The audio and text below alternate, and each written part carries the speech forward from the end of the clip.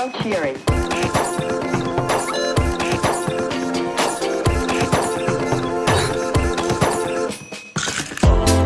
You're an M&M. There's no point in wondering where your pockets are. Tasting smooth, creamy milk, chocolate center. You're an M&M. It's alright. There's no sense in wondering where your pockets are. Little chocolate melts in your mouth. Don't worry, they say hi. Solid milk chocolate M&M's. I love being on TV when you're an M&M. Don't worry, it's alright. Solid milk chocolate M&M's. Don't worry, get in the ball. The little chocolate melts in your mouth. Do you think bite-sized candies? Milk chocolate. Do you think bite-sized candies? Creamy milk chocolate. Do you think bite-sized candies? I hope no one almond chocolate. Do you think bite-sized candies? Chocolate center. Milk chocolate. When you're an M&M, there's no point in wondering where your pockets are. Only M&M's candies. When you're an M&M, it's alright. There's no sense in wondering where your ear holes are. Little chocolate melts in your mouth. So it's that kind of party. Dark chocolate, darker than they see. So it's that kind of party. When you're an M&M, 13 more hours, oh no. Solid milk chocolate. Aye. 13 more hours, oh no. Little chocolate melts in your mouth. Do you think bite-sized candies? Milk chocolate. Rock the boat. Bite-sized candies. Creamy milk chocolate. Milk chocolate. Do you think bite-sized candies? M&M's. Almond chocolate. Do you think bite-sized candies? Chocolate center. When you're an M&M, little chocolate melts in your mouth. Must buy other. Little chocolate melts in your mouth. Creamy milk chocolate. Milk chocolate. Little chocolate melts in your mouth. Must buy other. Little chocolate melts in your mouth. They say hi when you're an M&M. All the M&Ms you could want. With peanuts or plain. Might wonder.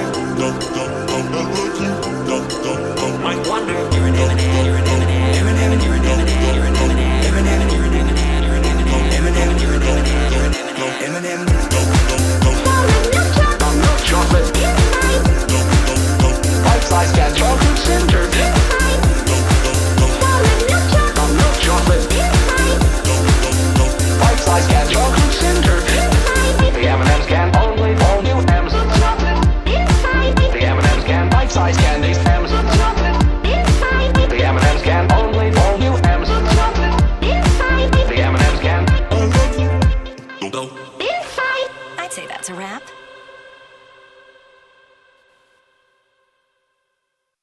Hello everyone! Wasn't that wonderful? My name is Daramouthe and I am here joined by the awesome, I think, music maker himself, DJ Smu. I think that's Hello. Isn't that how you say it, Smu? Smooth, yeah. Smu. Oh, I was about to say Sma, and it's like, I don't know if he wants to go that far. He's a Sma. No, not like that.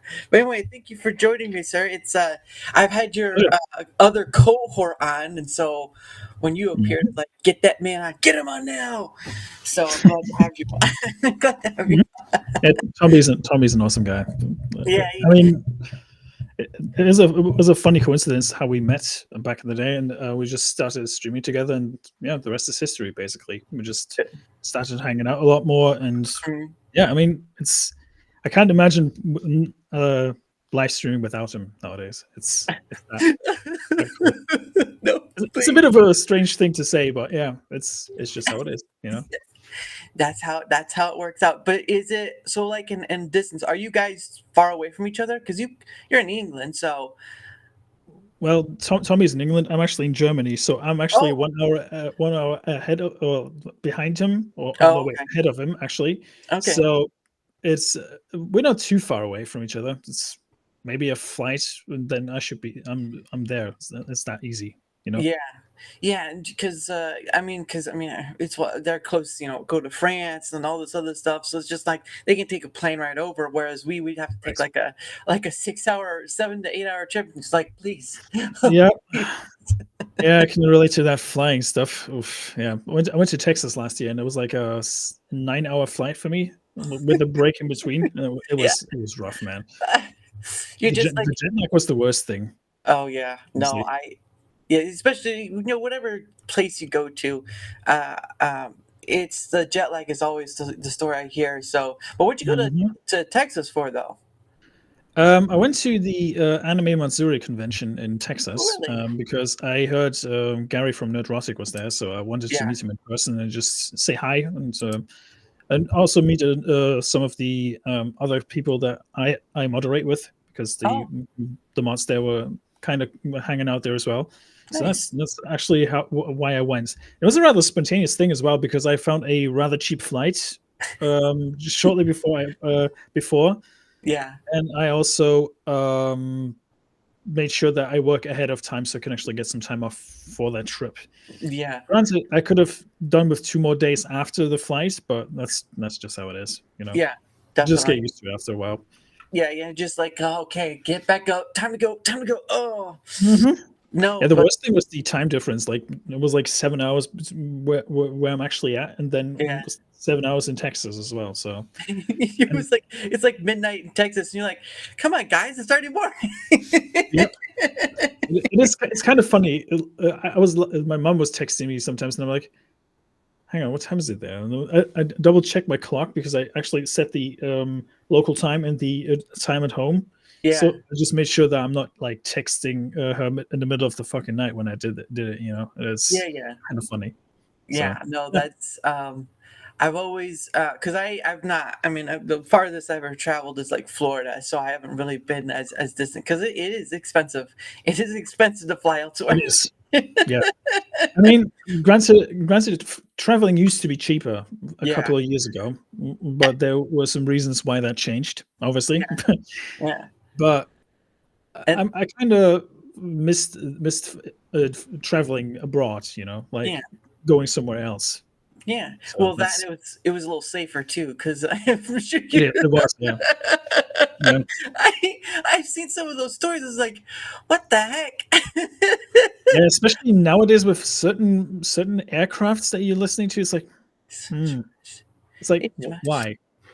Yeah, because there was one with what the door fell off, and there was one where the landing gear fell off, and I'm just like, really? Yeah, it's insane. Like, I was going on my flight, right? And so Yeah. I had like a 2-way flight. One was to Dallas, and then from Dallas to Houston. That I wasn't aware of until I actually got on the plane. I totally forgot. I was like totally zonked out at the time, and I was like, so I'm 7.5 hours trapped in a plane that could malfunction. Oh, What's the worst thing that could happen? I'm like, luckily I wasn't affected by that, by Okay. the problem that the certain airline has. Mm. So I was kind of lucky in that regard. But I've never traveled long distance before, so I was like, oh god, this is gonna be awful. yeah. Then my headphones crapped out during the flight, so I had no music to listen to. I was like, this is so. It was I was off to a great start. Let's just put it that way. You were just like, please don't let a tire fly off. That's all I ask. Don't let a tire fall off. Yeah, I was just like, I just said to myself, like, I'm glad when I'm landing in Dallas and I'm just on American soil. That was the most important thing. Yeah. So was Texas? Hey, Urban. Hey, was Texas the only time you've ever been in the U.S. though? That was my first time in the States, so that was quite interesting. So I arrived in Houston, and then I met the border agents that check you up, and they talk to you. I mean, the guy was very friendly. He looked very intimidating at first. I was like, I'm not too sure if that guy will let me in. But then again, I try not to be too suspicious or anything because I was like, I have nothing to hide. So Yeah, it was just my first time in the US, and that was it. Yeah. So Yeah, because you went to Texas, which is known to be very hot. So you go to any place else, it's like, why is it so cold here? It is so cold. I was rather. I mean, I was kind of prepared for it being very hot. So I got off the plane and I went outside. I was like, bloody hell, it's warm here. It was like autumn, otherwise for me. So that was kind of funny. Hey, Abe. Yeah, and I just got off the airport, and I was like, I need air conditioning like relatively soon because I was not used to these kinds of temperatures. Yeah. I mean, granted, it was in the middle of the night when I landed. It was like, God, God, what time was that? I think it was like 8, 9 o'clock for me Yeah. when I landed. Uh-huh. And then to top it all off, when I was in Dallas, the flight was delayed because they found a bomb on another plane. I was like, oh. Whoa! I was like, great. Next thing you tell me, my flight's going to be delayed until the next day. That was the horror scenario for me. Yeah. Trust me, it was an interesting experience, just to say the least. Yeah, because I imagine, because I mean, even when F&T went over to the UK to do their thing, they're like, "Oh, there's no AC here, so we have to get all these fans." And it was just like, I think the UK is a little behind a bit because I mean, I know the houses are built to retain heat and all that stuff, but at the end of the day, it's like you guys are experienced. We have no air conditioning unless you build it in yourself. We don't necessarily have it because we're not used to these kinds of temperatures. I mean, granted, I miss the air conditioning nowadays, especially when I left Texas. I was like, why do I not have air conditioning in my place? I really, really missed it afterwards. Yeah. I never thought I would say that, but I did. Yeah. Yeah, it's something else. I thought it was because the infrastructure, the electrical infrastructure, couldn't handle it, because you guys aren't in the UK, maybe, yeah. Yeah, because you guys aren't, or the UK or whatever, they aren't well equipped for that because AC unit draws a lot of power. Don't get me wrong. It does, yeah. And so when you have that, I mean, if you will go to like a business place, right? You go to a business place in the U.S., you'll see like these big, huge honking things on top, like grocery stores or whatever. And you don't use that for home, but still, it's it's the killer thing about the heat though is humidity, which I'm sure you experienced in Texas, right? It's that like jungle like thing you just can't shake off. No matter how much you sweat, you can't cool down, that sort of stuff. Yep. And well, the advice that was given to me was staying hydrated, so I always had a bottle of water with me, which was pretty damn important at the time. But what I loved was when I arrived there, I went to an Airbnb, and it turned out the Airbnb was quite a false advertisement because I had the bedroom downstairs and the owner was actually having a party upstairs. And I was like, I don't need this shit when I just arrived in the States. So me and my pal who flew over from England, he was there earlier than me because he didn't get any delays. Yeah. He went out to see Chrissy Mayer, and we met afterwards, right? Nice. So the funny little thing was we both got really fed up with the owner. We even thought like we had the place for ourselves because it was kind of advertised that way. Yeah. And the thing was that we opted out to leave the place in the middle of the night and to go to a motel. I mean, granted, it's not exactly a good idea to go to a motel. That goes without saying. And I think we got one just at the end of the highway, somewhere out of Houston. It was honestly, it was the most ridiculous thing I've ever seen. I had like a blue light ceiling. I was like, all right, what are we going to see next? Are we going to see all the stains from the previous visitors there?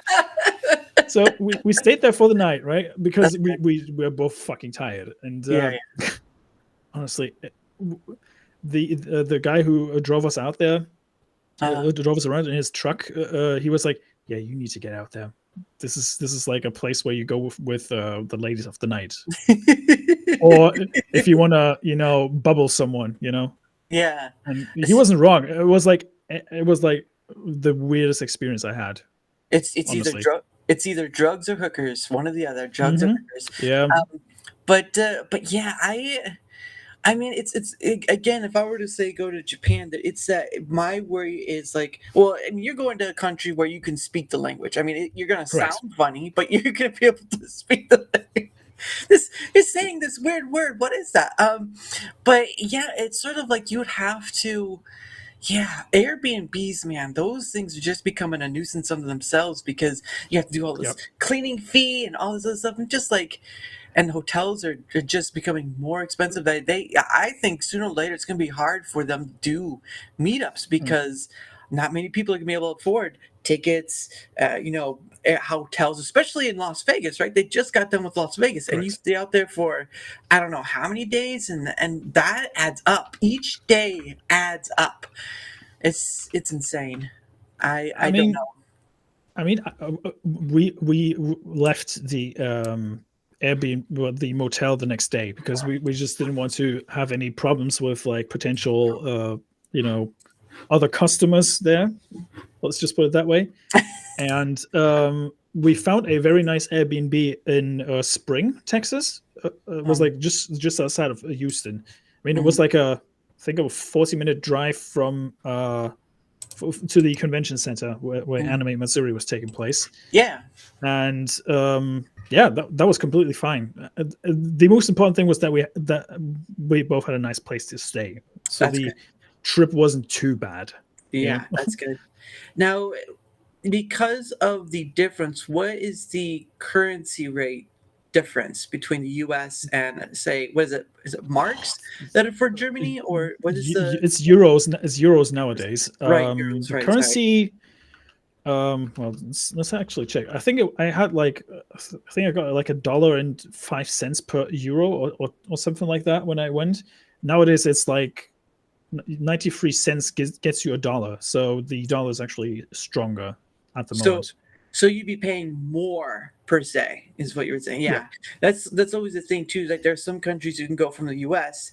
and it's cheaper, but from Correct. those countries to come to the U.S., it's a lot more expensive, and that's the tricky bit, because it's like to do something like the Las Vegas thing, right? I can't imagine how much of a drain that puts on you, because again, if you're doing the content creation stuff, right? Correct. You're 50-50 making something, but not a whole lot. It is a gamble, right? I mean, the flight itself is already quite expensive. I think it's like a 3 or 4 figure sum nowadays. I don't even. Let's see. If I would go through to my local airports to Las Vegas, how much would that be nowadays? Let me see. It starts like $320. That's the cheapest flight you can get, and that's already quite something, right? Because I wanted to go to Vegas this year. I was like, do I want to put that much money into a flight that I end up regretting potentially? Because overseas flights are always a gamble. There's always some shenanigans going on. You hear it from people all the time that came from overseas, and they're like, yeah, I was stuck in customs or something else happened, right? Yeah. It's like I said, I like traveling. I don't mind going abroad and going someplace where they don't speak English necessarily, but you have to be aware that it isn't always the smartest choice. Right. Especially if you don't know what you're expecting. Yeah, exactly. Because again, traveling abroad, right? Like you said, traveling abroad, it's in essence, it is easier to go to a country you can understand the language, because then you've already taken half that stuff away. I mean, the food will be different. But when you travel to a country where you don't know the language, you are at like 99%. Like, I don't know what the hell's going on. Yep, So that's how I felt. I traveled to Eastern Europe and to Bulgaria when my friend was studying medicine there, because he couldn't get a scholarship in Germany for some reason. But he managed to get one that is in connection with Germany, so he went to Bulgaria to study there. So I went to visit him in the middle of winter. Yeah, that was an experience. Minus 30 degrees at night or something. Celsius. You have to keep them as Celsius. So it's about like, I think 10 Fahrenheit or something. So it was very, very cold there. Yeah. And that was quite an experience, because like half the people there didn't speak English. So I had to like trust my best friend to guide me around. Great. But that's the funny thing with the currency again. The exchange rate was I had double the money in the end. I felt richer going to Bulgaria than going to the States. Kind of funny though. No, yeah. But yeah, the thing of it is just like, it's great. It's great to get beyond your own borders, because then you can sort of see how the world is. Because I mean, if you go to a touristy spot, you're not really going to see anything, because touristy spots were made to be for tourists, which you kind of are. But if you want to get beyond that point, you kind of have to get into the old richy place. But even then, some of those places, are places you probably shouldn't go to. Yeah, there's no go zones in certain areas. That I agree with. I've been warned about that when I was in Texas with the shanty towns that Yeah. that are around as well. Mhm. And I was kind of glad that the Uber drivers that were taking us when our friend with the truck wasn't available knew how to avoid certain areas, and they were locals. Mhm. Because imagine having a driver who is not aware of their surroundings and driving you around and doesn't know the area very well. So, yeah, but I gotta say, it broadens your horizons a little bit if you go abroad, because it makes you appreciate what you have at home a lot more, Yeah. or not, depending on where you go. You know, Yeah, and I think a lot of people, well, especially with the political sphere of any government, really forget right? that. But I think a lot of countries kind of feel, what's the word? I won't say feel, but they're sort of. I guess there'd be a tinge envy of the kind of rulings we have, like the First Amendment stuff, right? Like be able to say Mhm. freedom, whatever. Because if you were to go to Japan, however, you can't be, you don't have freedom of speech in Yeah, the U.S. I mean, I technically, mean, it's no go ahead. go ahead. No, I Yeah. was just gonna say technically we don't really have much of free speech because then you have people attack you on social media or whatever. So it's like it doesn't matter Yep. what you do, you're going to be shot out of the cannon. I But I mean, do, yeah. if you look at like certain content creators that went abroad just recently, I don't know if Mm. you were aware of the guy named Johnny Somali, who went and then actually like a complete douchebag. My Yep. God, I thought we were fucked already Yeah. as a society, right? Or as humans. And then this guy comes along and acts like a complete douche knocker in a country where Yeah. he knows that he won't get away with that kind of stuff. Mhm. I was kind of, I mean, I don't condone violence against content creators necessarily, but he got what he deserved when he was there. Let's just put it that way.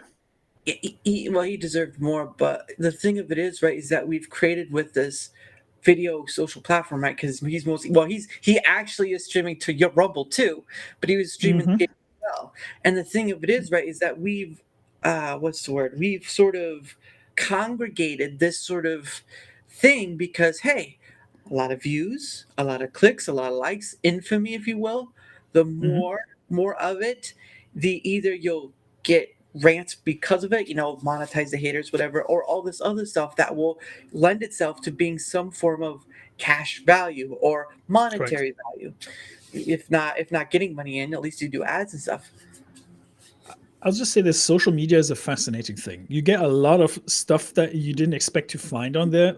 I mean, you've been around this content creator sphere for a while, but you experience some stuff on platforms like YouTube, Kick, Rumble, wherever. And you start to question like, why do these people have an audience? Like, I mean, especially Johnny, who, I mean, I don't follow the guy. I don't care for him. I No, get no, most of my stuff from like other YouTubers who covered him. no. But you have to think, right? You're a foreigner in a different country. You Yeah, should abide to the customs of that country, or right, the general rules of decorum, right? right. But for some reason, some people just don't get that into their heads. And then there's like some Americans wondering like why are being looked at the way they are in certain countries, Yeah. because walking cliche of an American abroad, Mhm. exactly. Yeah, He's a walking stereotype. I'm yeah, sorry, but he is.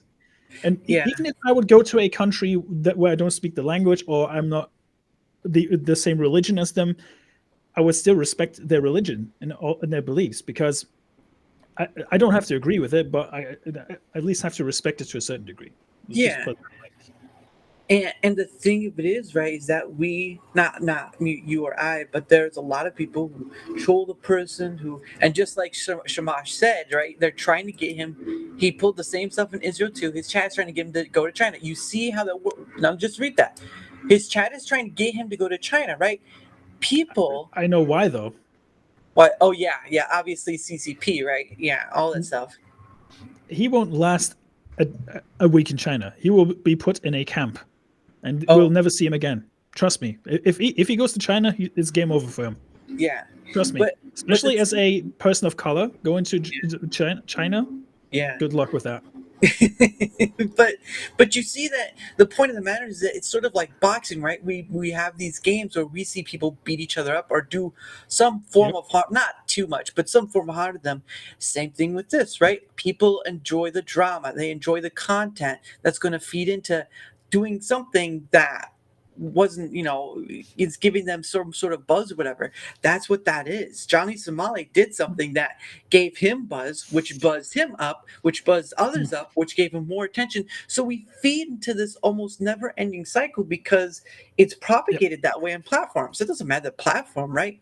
It's just it propagates there and all this stuff. I just wonder, like, if people just watch him to secretly hope he gets beaten up, or if he gets harmed in a way.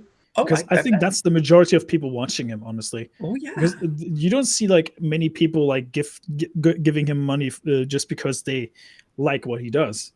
Most of them are like super chatting like with the TTS stuff and just saying like, yeah, I hope something happens to him deep down. No, he will be stuck in his own camp. I agree. I was like, that's pushing it a little bit, especially with the German here. But yeah, it's That's okay. I'm not too fussed about that.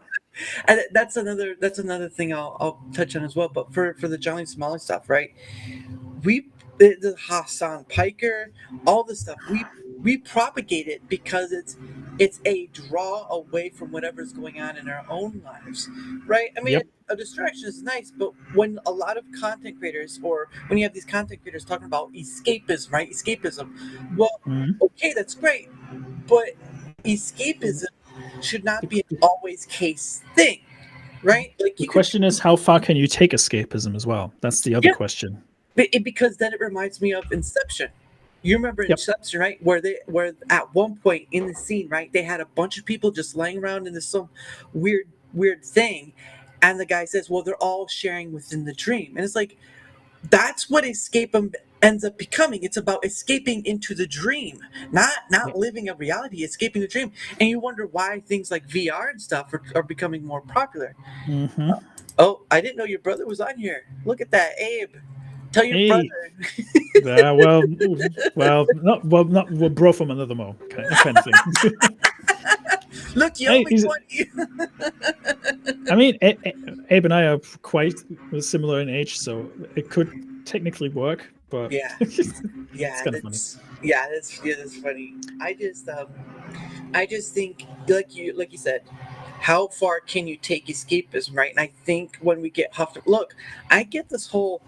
Don't get me wrong. I hear the culture word stuff. I hear all this buzzwords and stuff. But at the end of the day, right, it's like if the base down point is to get into either argument of or for or whatever, and then you try to say, oh well, we shouldn't do anything with Hollywood more because it's the poison that keeps on giving, right? But yet you keep talking about it, and yes, there's like, oh, here's the warning, whatever, but it becomes a catch-22, right? You have to talk about this thing that's poison, but you don't want to talk about this thing that's poison, and it's just like, where's the line drawn? How can you divest away? Because money is the only thing any of these things, whether content creator or corporation, are going to understand is if no money is flowing to them, then they're done, right? They have to go somewhere else. The issue is, especially nowadays, there's such a hyper focus on it, right? I mean, I witness it firsthand when I'm moderating for certain channels. I'm just seeing things being propped up and talked about, and I'm like, half the time I'm like, I catch myself thinking like, does this really affect me personally? It bothers me because there's certain things that have been affected by a certain ideology, right? Which is a goddamn shame, I think. And I'm thinking to myself, like, why is it always mostly male-oriented hobbies that are being attacked? Have you noticed that? Because it's not necessarily like the ones that are female-centric. It's mostly the men's stuff that gets like, oh, we need to change. We need to add more females in it. We need to add more this and that into it. It's very sad, you know. And I always catch myself looking at certain things. I'm like, why? What happened in the last 3 to 4 years? You know. And I feel like there has been an aggressive hyper focus on making more progression in certain ideology and directions. especially with the Summer of Love and all that stuff. You know. Well, that's two summer loves. Remember, there was a summer of love in the '60s as well, so it's not like Mhm. that was the only one. The Yep. thing, the thing of, the thing of my thought is that it's not the technology that we create, that we use, changes, but we as human beings don't as much, right? If Mhm. you were to go back to the 1900s, right, and just start from that point, just look at this, Correct. whatever, right? Like what were like the 1960s, right? Like they were protesting wars, whatever, and all that stuff, which is fine, but Mm. there's some things that just don't change much, and No. we we tend to fall back on these thoughts of like um, of what we think we know versus what is, and most of the Mhm. time what is known is usually erased because someone else is just and it doesn't have to be the woke ideology thing. It can just be omission, right? Yep. Just omitting things. It is fascinating though. If when you always the good old saying that history repeats itself, right? And Yeah, you tend to see like things repeating, just in different directions. Like you have this whole conflict going on in the world right now. yeah, What I don't want to talk about it too much because the world is depressing enough as is. But it is a fact. You're being confronted with it every single day. There's yeah. always doom and gloom on the news. You never hear good news. You have to actively look for positive news. Mhm. And I feel like sometimes that's intentional to decrease your morale in a bit, in a way. Mhm. But you know, if you, I feel like we as humans need to spread more positivity again, in a sense. And make Right. sure that we get back to how we used to be, we are social creatures.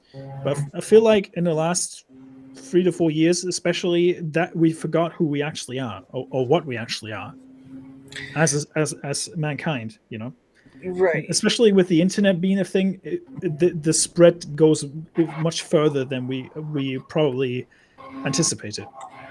Yeah, it's the thing of, from at least from my perspective, of is that we've created the things that give us the distractions in which or drive us Hmm. away more. Of course, you also see this with the between relationships between men and women, and that's a whole different Correct. kit and caboodle. But Yeah. oh yeah, see you later, Smash. I just wanted to say that before we get on there. He's leaving. But the thing of the matter is, though, is that then the question comes up, right? Do we create our own distractions or disasters? Think both. I would say both, because we can't have the one way, the one or the other. It's always both. Mhm. And sometimes you can, if once you start creating something for yourself, the disaster comes along with it. The thing is, it's always this polarity of things, Yeah, that you get in certain things. You yeah, can't have the other, one thing without the others. It's the same thing with how history taught us about racism and segregation, for example. You would right. think we've come to a point where this kind of stuff has been erased from history, Yeah, yeah, but for some odd reason, I feel like it has returned, but with a different coat of paint, and it's worded differently. yeah. I, Because yeah. you know No, yeah, no. it's sad.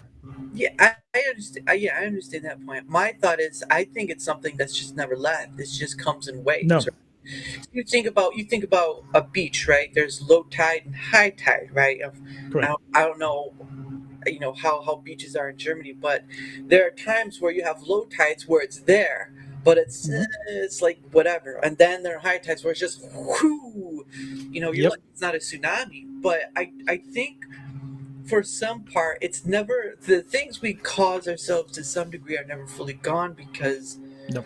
it's They just never are. it's just a part of that human scratch, and obviously, yeah, it's kind of disappointing when you have the segregation factor, whatever, and you try to have the civil or whatever and then heal that, Hmm. but again, it's sort of like you can't really get rid of all the mice, because one, if you get rid of all the mice, then unfortunately you take out a piece of that food chain, but Hmm. I don't know. It's a balance of things, and balance Yep. usually goes out of whack.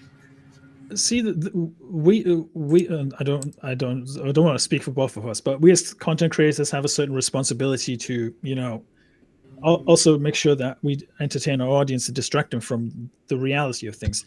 Granted, you have certain people who want to keep people in reality, but my goal as well, part-time streamer, I should say, is to distract people from the horrible realities of the outside world, because we don't have that much escapism anymore, because everything has to be like co-opted or has to be politicized nowadays. And I feel like the more time progresses, we lose more and more niches and hobbies in a way. And I think it's very important for people to remember that there was a time before all this, that there were times to have fun, or to be remind people of their childhood sometimes, because that a lot of us adults forget what it was like to be a child.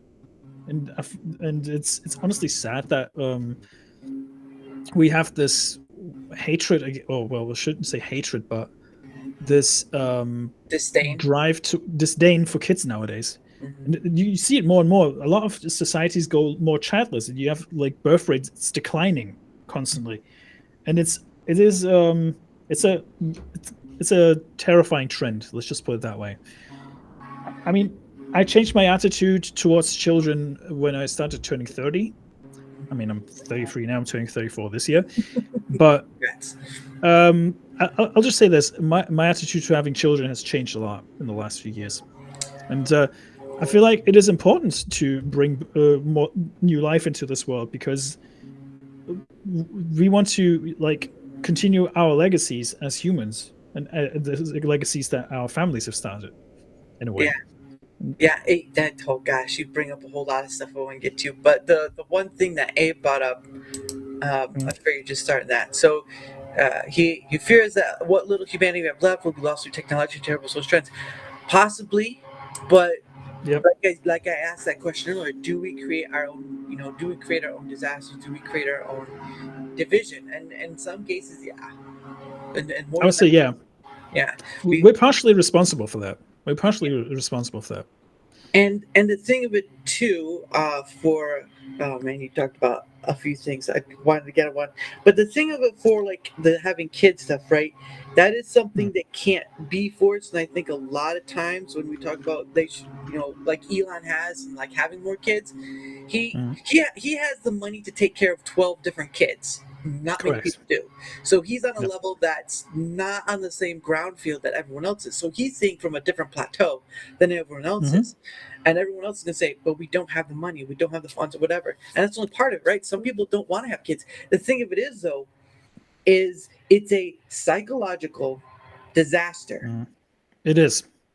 And the thing of it is, though, is that we're not changing how we drive things. We're just telling you, have kids. That's not the best way to go about it, because you have to defeat the psychological root that has taken hold in people who say, I want to, I want to sanitize myself, or whatever it is. I want to sterilize myself. So because I've seen that a few times where people just like, we're adults, we don't want kids, we've already made that, whatever. That's fine. You can't mess with other people's freedoms and say you must have kids. You can't do that, because then you start putting that defense thing where it says, oh, they're going to want me to have kids, guess what, and then they go down that process of like the police forcing and all this stuff. It's that. Interestingly enough, people's attitudes change usually when their biological clock is ticking. That's what I witnessed, at least. I mean, the last partner that I had, she didn't want to have kids because she's a very career-oriented woman, and I respected that. And also, there was a health risk involved with it because she had a rare mutation with her blood. So if she would have gotten pregnant, that would have probably killed her. So I can understand that perspective, but the thing is, you have a lot of these middle-aged women nowadays. Yeah, you see that all over the news or on social media every once in a while, who are like in their mid-30s and saying like, hey, why can't I find a good husband? Or it's a bit late to have kids now.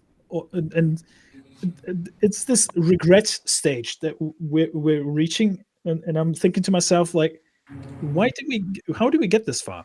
Like, what happened that we as humans changed so much? It's psychological implementation of things. So things like Mhm. you talk about progression, right? Well, things take time. It's like a slow drip. It's a very Yeah. slow drip to get to that point, right? You can blame it on one thing or another, but it's a multitude of things, right? The environment we surround ourselves in creates that. The people who come in and out, the lessons they teach, and all this stuff, they create that. Mhm. The thing of it is, we created. Sooner or later, we create our own extinction because again, people are now going to turn to technology Mhm. to have that fulfillment, right? I mean, they already do anyway to some degree, but they're going to turn to technology more in order to have that fulfillment, whatever it may be. Right. So if you're talking about children, right, it's sort of like what was it? Sort of like how Gattaca, I think, a little bit was. Mhm. You remember Gattaca with like Ethan Hawke or Yep.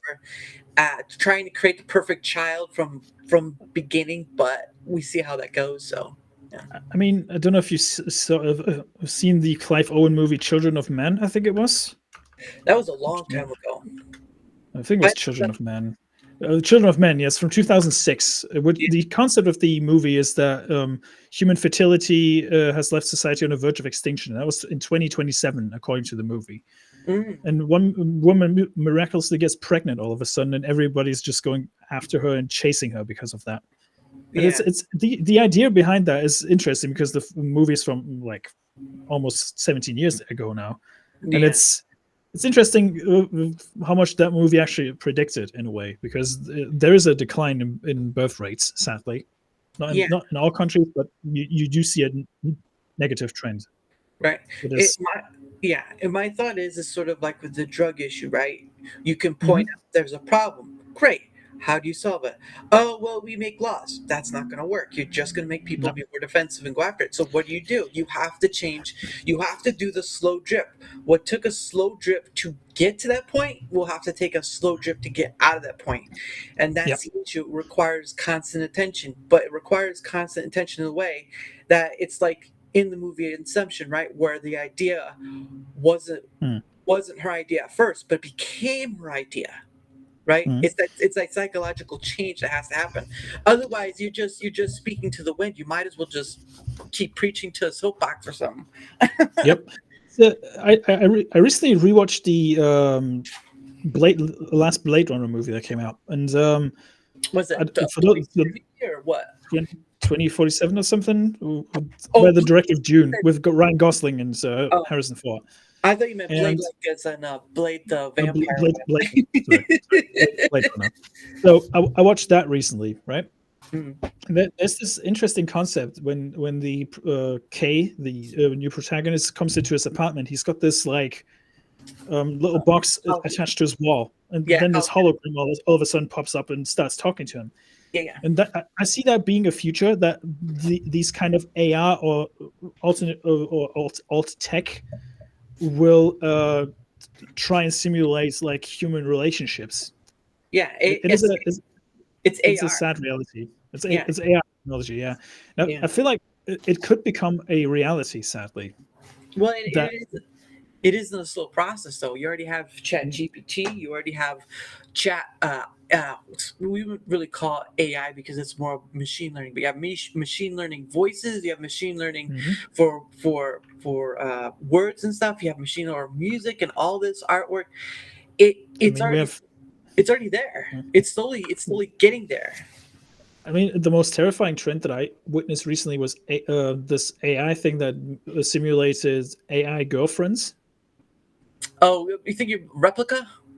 Was it? Replica? I think it was. Yeah, it might be replica. Yeah, I think Yeah, that might be it. yeah. And I thought to myself, like, how fucked are we as humans that we have to opt out for that kind of stuff? I mean, don't get me wrong. Online dating is a cesspool. I can speak from experience. I've been on free dating apps, never going back to those. Honestly, Yeah. I miss times when you could just randomly meet someone and then just exchange numbers and then just see what comes out of that. But what do you It, what so when you do those meet dates, right? What are you Mm. doing during them, right? You have technology now, right? Now, so what do you see? Majority of people on a date are on their phones. They're not talking to each Yep. other, not whatever. But you're also I mean, sure, you could back in the day when you had the corded phone, right? You have the number, whatever. But the thing of it is, right, you can't take the corded phone with you. You have to go and meet the person and talk with them. And the thing of it Yep. is, we thought, I mean, technology is a great tool. Don't get me wrong, but we've created a lot of people who got the instant gratification stuff, and boom. I think, interestingly enough, I feel like technology is both a miracle but also our downfall. It's a double Because we forget how to interact as humans, because we talk through messaging all the time, right? We don't necessarily have these one-on-one conversations anymore. Right. And if you have these rare moments where you actually talk to a human, you notice this trend that a lot of people forgot how it is to interact with an actual person. Yeah. They don't know how to behave around them. You always see these attitudes in the public, like, how dare you, I am entitled to do this and that. Yeah. And Abe is bringing up an excellent point. I'm on a zillion dating apps. It's a total waste of time. Granted, I met my ex-partner on there. I met her on Tinder. We started out as best friends, ironically. I mean, Tinder is not exactly the best platform to find love. Let's just put it that way. Yeah. Especially for the young viewers out there, don't go on Tinder. It will fuck up your perception on how love life is. Trust me. Yeah. But the thing is, I think it was nice to actually start as friends and then get into this relationship thing. I mean, I only have a handful of friends left in my life, and one of them is I've met in preschool, which was like, I'm turning 34 this year, so it's like probably like 20 over 20 years, over 25 years nearly. We're friends, and it is amazing to still have these kinds of relationships, and especially nowadays, I feel like it's very hard for people to maintain a social life like that.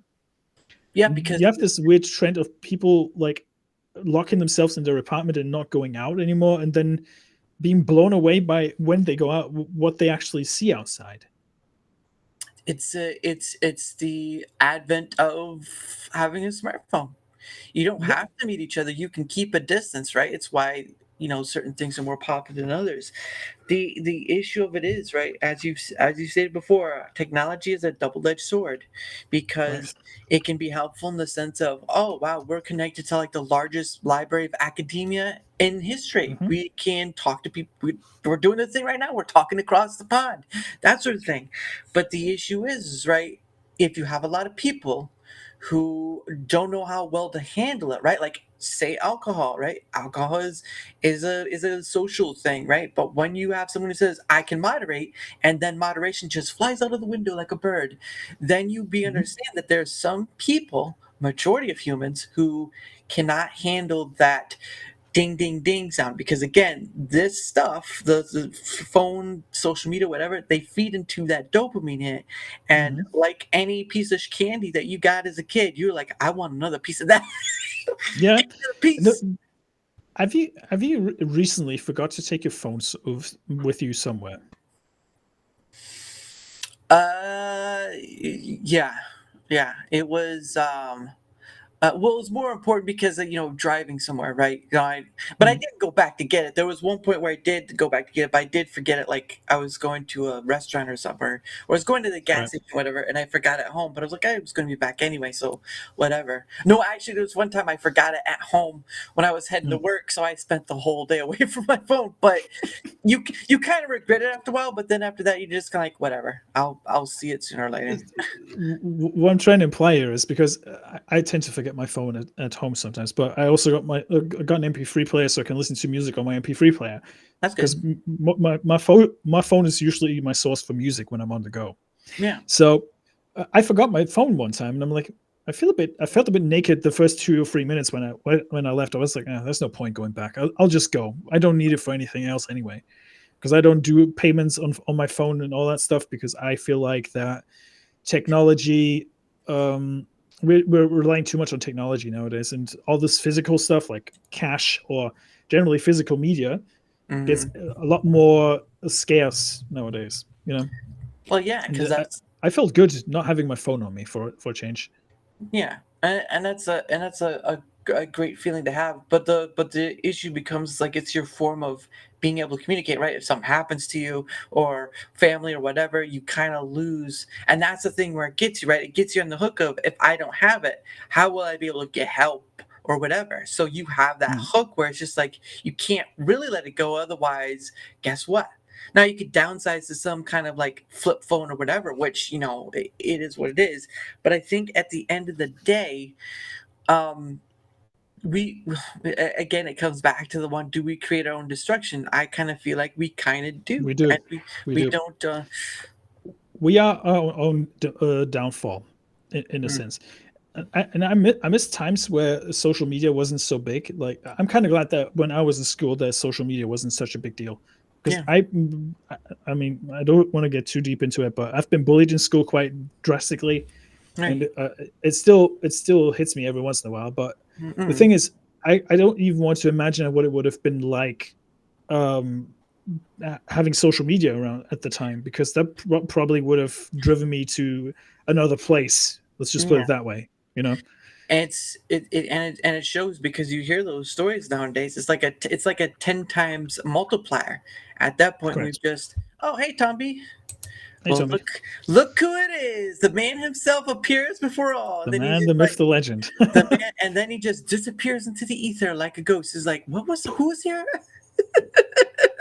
He's like Tuxedo Mask from Sailor Moon. He just throws the rose into the ground, and he's like, just whooshes away with his cape. Then you see Sailor Moon just like, no, wait. Yep. Oh, but no, but again, it's like, you don't, for me, it's like, you may have some content creators talk about it, but when you have people talking about culture war and stuff, where is that conversation at? Right? Like, oh, look, this allows us to do all this stuff, right? I'm not gonna point a singular person out, but where are the content creators that talk about this stuff? That it's because it's not just one thing. It's not just one thing. It's the entirety of our environment that compounds on us and all this stuff, right? It's not just one website on the internet. It's a lot of different websites. How many people do you know have multiple social medias, like Facebook, Twitter X, all this other stuff? Oh, look at him. He's hopping over. He's doing magic again. Look at him. Magic. This man's everywhere, I swear. Oh, gosh. Yeah, I know. Oh, hey, Jack. How are you? I see the man, the myth, the legend Jack himself. Tarlett. Hey. How's it going? He appears in chat. Jack Tarlett will be back on the 1st. So The whitest black Englishman, I call him. Don't. You know why I call him that? You know why I'm calling him that? Why? Because of his profile picture. Oh. Because no, seriously. The first time I saw his profile picture, I thought he was a lot more tan than he actually is. When I saw him on stream, I was like, "Crikey, what's going on here?" like there's a very stark contrast between his actual profile picture on social media and his actual appearance on camera. It is fascinating. He's probably the whitest Englishman you know. Well, I think that title goes to Tombi, honestly. I'll just... boy, this is gonna get rough and tumble. Oh my gosh! But that's when Smu learned it was his last day. But yeah, I just Tombi, you English dog, you. Thank you so much, sir. And you get a writing up. So what happens is, I gotta take that off. So what happens is, so you see on the post-it notes on my back wall, right? So the red ones are memberships. Those are the Rumble memberships, and the green and blue are rants. So the real Tombi, you get to choose between blue or yellow. Which one do you want? I have them here. Which one do you want? Which one do you want, sir? Good sir. I will wait your answer. You see colors that I can actually identify. I'm partially colorblind. Oh, you're colorblind? Partially, yeah. It's the greens. It's the greens that are very weird with me. Oh, so you can see this, but you can't see this. Well, I can see that's yellow, but if it's going to a more greener tone, it's very hard for me to distinguish. Yes, Jack Tarlett, you are quite the black woman. I mean, it's bearded. So you get to choose which color there, Mr. Tombi, is it blue or yellow. If you leave it up to me, I'm gonna choose for you, but you'll get your name on the wall because. So what happened is a while back. I think you said yellow. I think you said yellow. Yellow. Okay. I think you said yellow. Post it. All right. So a while back, someone was telling me to get like color on my wall, right? And I was like, I don't have any posters or whatever. And then there was another content creator I follow called the Side Schooler Podcast. Yeah, so And and Craig. Yeah, yeah, so when Craig gets a membership or whatever, he he would put pins it on posters. the wall. Yeah, so that's where Mm. I got the idea from. But I also get color on my wall too. So that's two birds with one stone. So I was like, I might as well do it. So I've been doing I that mean, ever it's a since. nice decoration to have, and it reminds you of who's supporting you Yeah. in a sense, doesn't it? Yeah, well, I did kind of lose a membership, but I don't know who, so I just took a name off just in case. But Yeah. it's one of those things. But yeah, I don't. My goal is to try to remain humble about this because I've seen too many content creators when they get to a certain point. There you go. Now you know there's real evidence. I'll put it on after the show. But there's many content creators who they get big and they forget, or they get big and don't forget. But they get overcrowded with a lot of people. You saw that with the Las Vegas F&T, right, where they had to do two different ones. Yep. So it's sort of like there's a lot of people who get disappointed because everyone buys out or whatever. It's just it's whatever. It's just the content creating factor is more of me just reaching out to people, not only yourself but Tombi or Jack Tarlett. To Jack Tarlett, the only black woman I know, or or someone like Squall Rush or someone like Heck in the Wire or whatever. To all these different voices that have a different perspective on this Yep. world. And my thing is like I didn't see that coming from a lot of content creators. Obviously, they pick their sliver of what they want to go into, and they get successful. Obviously, Gary of New Products. But the thing of it is, right, is that when we talk about the what is it, the culture, war of culture, whatever you want, they're really only talking on one aspect. One aspect. Yeah, it's very one-sided, isn't it? And for- That's Yeah. the sad part. Yeah, and for me, it's like this right here, right? This right here is where I'm not talking about one thing or another. I'm talking about all over, or just with the person about whatever, because this hits the perspective point, and that's the issue. We miss the perspective of the other person because we think we know to some degree of better or whatever. It's more of the I'm right, you're wrong factor, right? You see those debates, those arguments. I could give a rat's behind about that. The point of the matter is reaching across the table and saying, look, we may not always agree, but we can sit down and have a good time, right? That's the point. That's the point why I do this. I think what's also missing with a lot of people is humility or being humble, because you get to see when you get to a certain point as a content creator, especially with memberships. Jesus Christ, Tombi. Yeah. That's me sometimes too. Dirty But, dog. the thing is, some content creators forget how to be humble, or forget where they came from. Sometimes when they get to a certain size, and then they feel like very entitled when they have to reach a certain, reach or growth. Yeah. And I feel like it's very important to have conversations with all sides because. At the end of the day, you don't always have to agree on things, but you can get other perspectives in. Yeah. Which should be the case, and it doesn't have to be with other content creators. I've talked to VTubers. Yeah, I've talked to VTubers. Now, not a lot of people will come on because not everyone knows a camera or whatever. But I've talked to VTubers. I've talked to non-creators. I've talked to creators in themselves. The issue of it is that I did this because I felt there was something missing from other content creators following. Yes, they're following a niche. That's great. But when you want to talk about this culture war stuff, you're totally missing out on the ballpark of the people, right? You can have those meetups. That's where that thing comes in. But during the progress, it just becomes this 24/7 news thing where you're talking about the news of the day, and you have 5,000 other millions of other content creators doing the same thing. Yeah, I know I'm doing a podcast, so what? There are other millions of people doing that. But for me, it's just like, how many, through all the content creators right? All the content creators or have watched or whatever you follow, how many of them are doing something when they're talking to just people, right? I mean, people who either have a camera, mic, or whatever, but they're the content creators, not going to. How many of you see that? I didn't. Not many. Yeah, Not many. I didn't, and I know you have these people who are like they have a studio, they have all this great stuff. I'm like, I'm just a dude with a camera that was like maybe 20 probably $30-$40 to be honest, and then a $30 mic and all this stuff. But I'm as basic as you can get, and I'm showing Yep. that you don't have to go all out because it's You so don't have much, to, no. it's so much money to do it. I mean, let's be honest. Being a content creator is a very expensive hobby. If you want to really go deep into it, right? Because if you want to have like professional audio and all that stuff, and I don't know, like a good setup and all that stuff, it is very expensive. It is a very expensive hobby. Yeah. I mean, some people rent out a office space, or like you said, they get a studio. I'm thinking to myself, like, I don't even want to invest that much money into being a content creator. I mean, if I get big enough, eventually I might actually get rent myself an office space so I can actually get out of my room here. But the thing is, it is more genuine when you stream from your own place. Yeah. I feel like, and that brings us back to like the conversations people are having, because you see like some people reaching out to other people of the spectrum.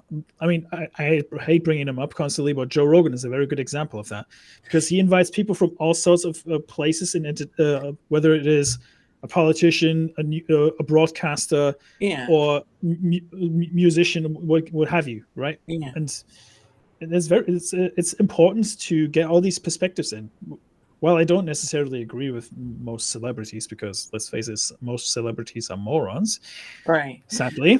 But you get to understand the way they're thinking, right? And that's the important thing.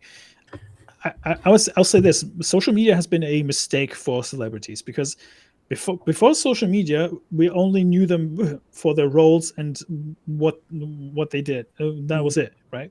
Yeah. Nowadays, you get to find out so much stuff about them, and I feel like I don't even want to care about all this, you know.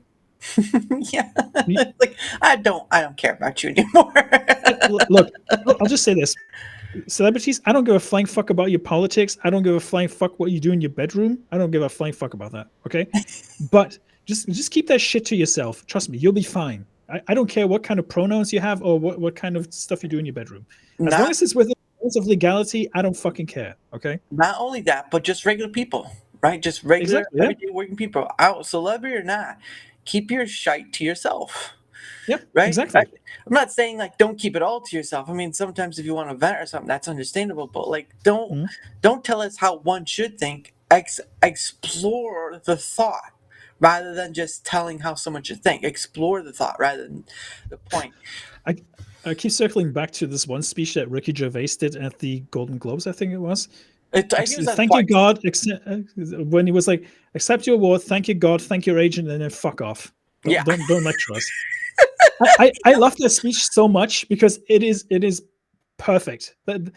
No, and the thing is, they picked a host who didn't give a fuck about this whole stuff, and he's rather famous himself. Yeah, and he's just like, well, thank you, agent, thank you, God, thank you, family, or whatever, and just bugger off, because we don't need to be lectured. Yeah, exactly. You don't. It doesn't matter where the lecture comes from. No one wants to be lectured because you already had that as a kid from your parents and from other sources. So why would you want it as an adult? But anyway, so again, as you know or may not know, at the top of the hour, I set aside some time for both of us to promote ourselves. So I did put your. I'll have to recheck. If I didn't, I will put it in after. But I did put some of your stuff. Should be in the description below. If not, I will put it there afterwards. Don't worry. But go ahead and show. Promote yourself. Don't. Not the shill or grift, whatever. Just promote yourself. Well, so let me start from the beginning. So for those of you who don't know me, I'm Smu. I go by the name of Smu the DJ, but nowadays I'm not necessarily that active with music anymore. I used to be rather active with music about like 10, 12 years ago, because I used to do like music editing with hip hop music, because sometimes there were songs came out and I was like, I don't necessarily like that person on the song, so I just edit them out with the magic of editing. So I ended up making like very popular songs where there was certain musicians featured on there that I just edited out, made my own versions of songs, and just uploaded them to Twitter. Now, granted, Twitter used to be a very different place a couple of years ago, and they were very strict with copyright. Right. So it was kind of funny when I managed to like go viral with certain edits that I did. That some record companies were okay with it. Others were not so much. I got quite a few takedown requests, like, "Hey, can you take this down?" Or, can you maybe not post this? Because they were mostly nice about it. They didn't threaten legal action or anything, but they were like, "Hey, can you please take this down?" Sure. And that's fine. And the funny old thing is, I ruffled some feathers with certain edits because I'm not a massive fan of like modern hip hop music, because I think it's very well, how should I put it? Very mediocre, I should say. Granted, I grew up with listening to different rap music than the kids do nowadays. Right. I'm kind of glad that I just didn't listen to mumble rap. Let's just put it that way. But yeah, so a couple of years ago, I also worked for a blog called Seventh Borough. I think they're still actually up there. It's a hip hop site or blog based in New York, and they gave me my first, well, kind of jumpstart into being active on the internet. Right. I used to do music editing partially as a therapy because I lost my grandmother rather early, and music was my escape in that regard. And so I just went from there. And a couple of years after started working for Seventh Borough, I also started doing my own blending or remixing in a sense. So I just added took instrumental versions of popular songs and then maybe added a musician that wasn't necessarily on there before, but made sense to me. So I just or I cobbled together like multiple remixes into one song. Sometimes they were very fucking long. I think the longest remix I ever did was like 30 minutes long, and it was just the same song with different artists on it. Right. So, and there was a lovely lady called Mimi back in the day. She used to work for hip hop. I think Womazing.com. I think it was a blog about hip hop, basically, but run by a lot of women. And she encouraged me to like, hey, why don't you try making your own stuff, like editing the stuff together and just do more audio editing that way. And that's how and she encouraged me to go for it, and that's how my part-time editing or music career started in a way. Nice. And I had a lot of fun with it until I think it was like 2019, I think, like shortly before the whole world has gone to shit, basically. And then I just started getting burned out with this kind of stuff, and I just started doing like music extensions for video game music because I'm a passionate gamer. I love video game music a lot, and I feel like it's one of the most important pieces in entertainment generally, because music invokes emotions in you. So there were certain songs that I did, I edited together. Some of them are still on YouTube, some of them are not, sadly. But it made me appreciate the art in a different way nowadays. So I went with that, and then a couple of years ago, I think it was like 2021, I think. I started like streaming on Twitch, but I realized like Twitch wasn't exactly the best platform to jumpstart from, to be honest with you. So I figured, hey, I still have this this channel here, and I just started streaming there every once in a while. And I think it really blew up with me when I started reaching out to Tombi and playing Final Fantasy 14 with him, because I was very burned out on playing with other people, because I've been disappointed by so-called friends anymore. Yeah. And exactly. People criticize me for actually not being a DJ. He doesn't DJ enough. Yeah. Now sometimes I have to prove to people that I used to do this kind of stuff, and I still do it as a hobby every once in a while. Like if somebody asks me, like, "Hey, can you splice stuff together, or can you cut certain things out?" I'll still do it. Right. But it has not necessarily become part of my name. But one, I'm too lazy to change my name, and also it stifles my recognition a little bit if I would change my name now, because most people know me as from my music stuff. Right. And that's what happened. So yeah. Tombi reached out to me wanted to play Final Fantasy 14 with me, and I'm kind of glad that he did, because it changed my perspective on how the streaming together or playing games together can be like. Right. Because I've had experiences with like the old Call of Duty games from back in the day, like Modern Warfare 2 and what have you. And it is a whole different beast if you play with randos compared to like people you know. Yeah. And it made me appreciate playing co-op games a lot more nowadays. So that's how my attitude changed. Nice. And yeah, I've been. I don't even know when I started gaming. I think I was like 5 years old when my parents had a Super Nintendo and we started to play like Super Mario Kart and all that stuff. Yeah. That's how I got into gaming essentially. But the whole gaming music thing started like a couple of years ago, because I always felt like gaming music was always a background thing, Mm-hmm. and nothing else. And like I said before, music is a very important element to a lot of media. Yeah. It can provoke emotions in you, but it can also make you feel a certain way. Yeah. Like being annoyed by certain things, or generally audio is very important, I would say. Yeah. Smu the Legend. I wish, Abe. I am nowhere near a legend, but I appreciate the appreciate the title, my man. But yeah, where can yeah, people go ahead. find you and stuff? Well, you can find me on YouTube on the Smu the DJ, SMU, and then space the DJ, Mm-hmm. or on Twitter as @DJ Smu, which is my main Twitter account.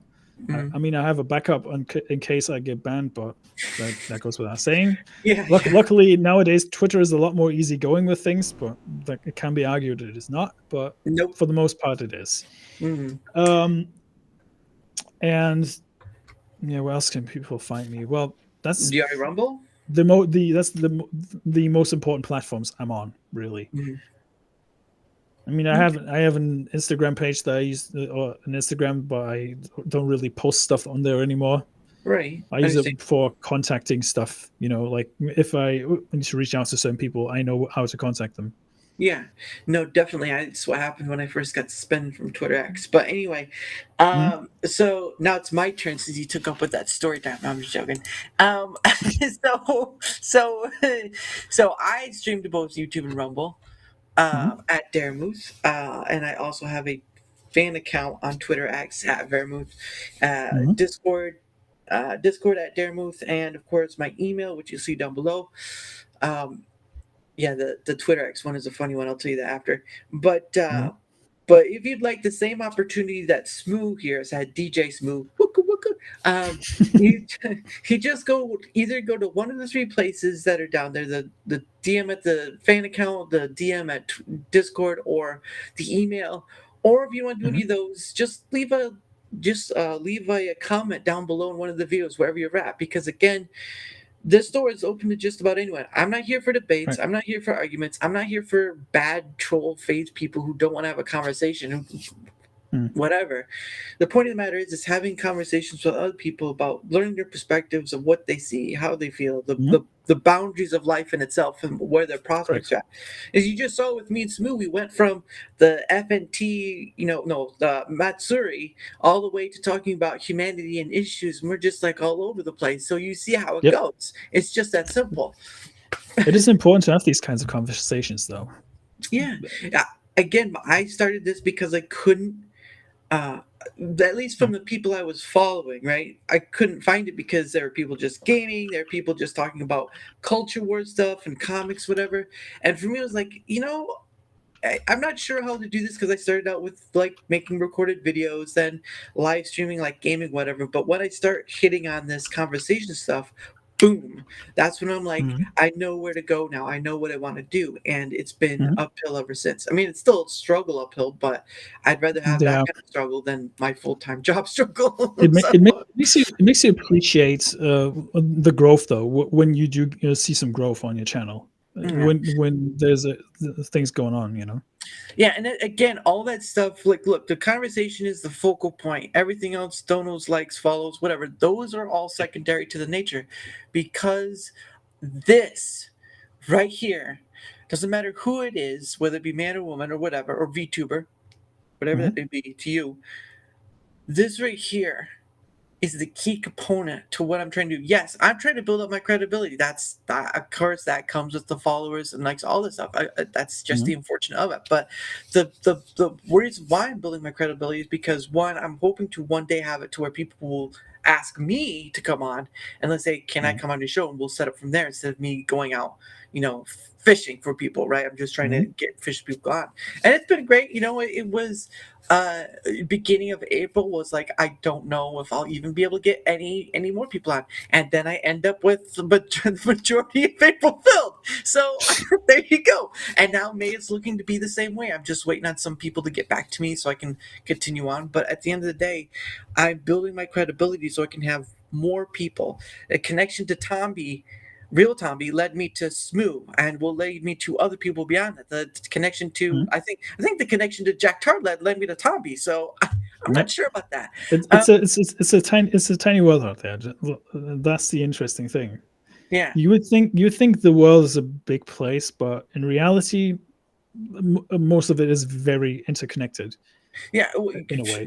And it's small compared to the universe. Yep. We're like a drop in the bucket. So Microscopically small, very fucking small. very small. But again, for me, it's like I do this because there are a lot of people who may follow content creators but not talking about something they like to talk about. This is the opportunity. This, be respectful, have a microphone, that's all right. Yep.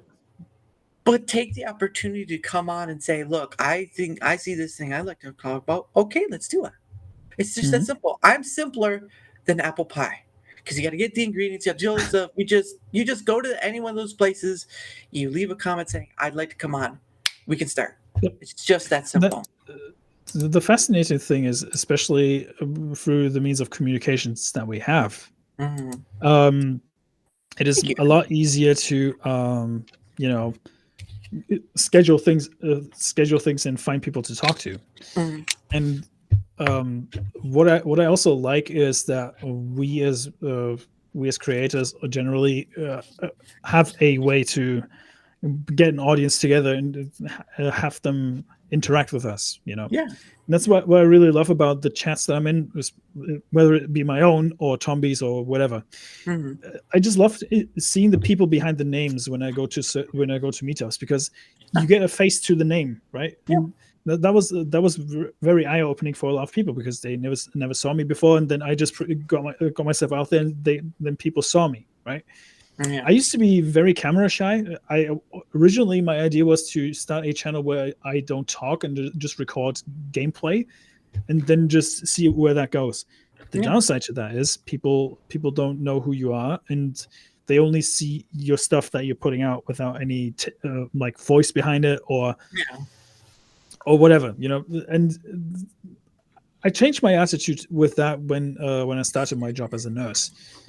Funny old thing is, I used to have a different apprenticeship when I was a bit younger. I wanted to be in the logistics kind of branch of or career, because my dad used to do that, and I had this attitude of like, hey, I want to do the same thing as my dad does, because that's what sons usually do. Like they want to step into the shoes of their own fathers, sometimes at least. Yeah.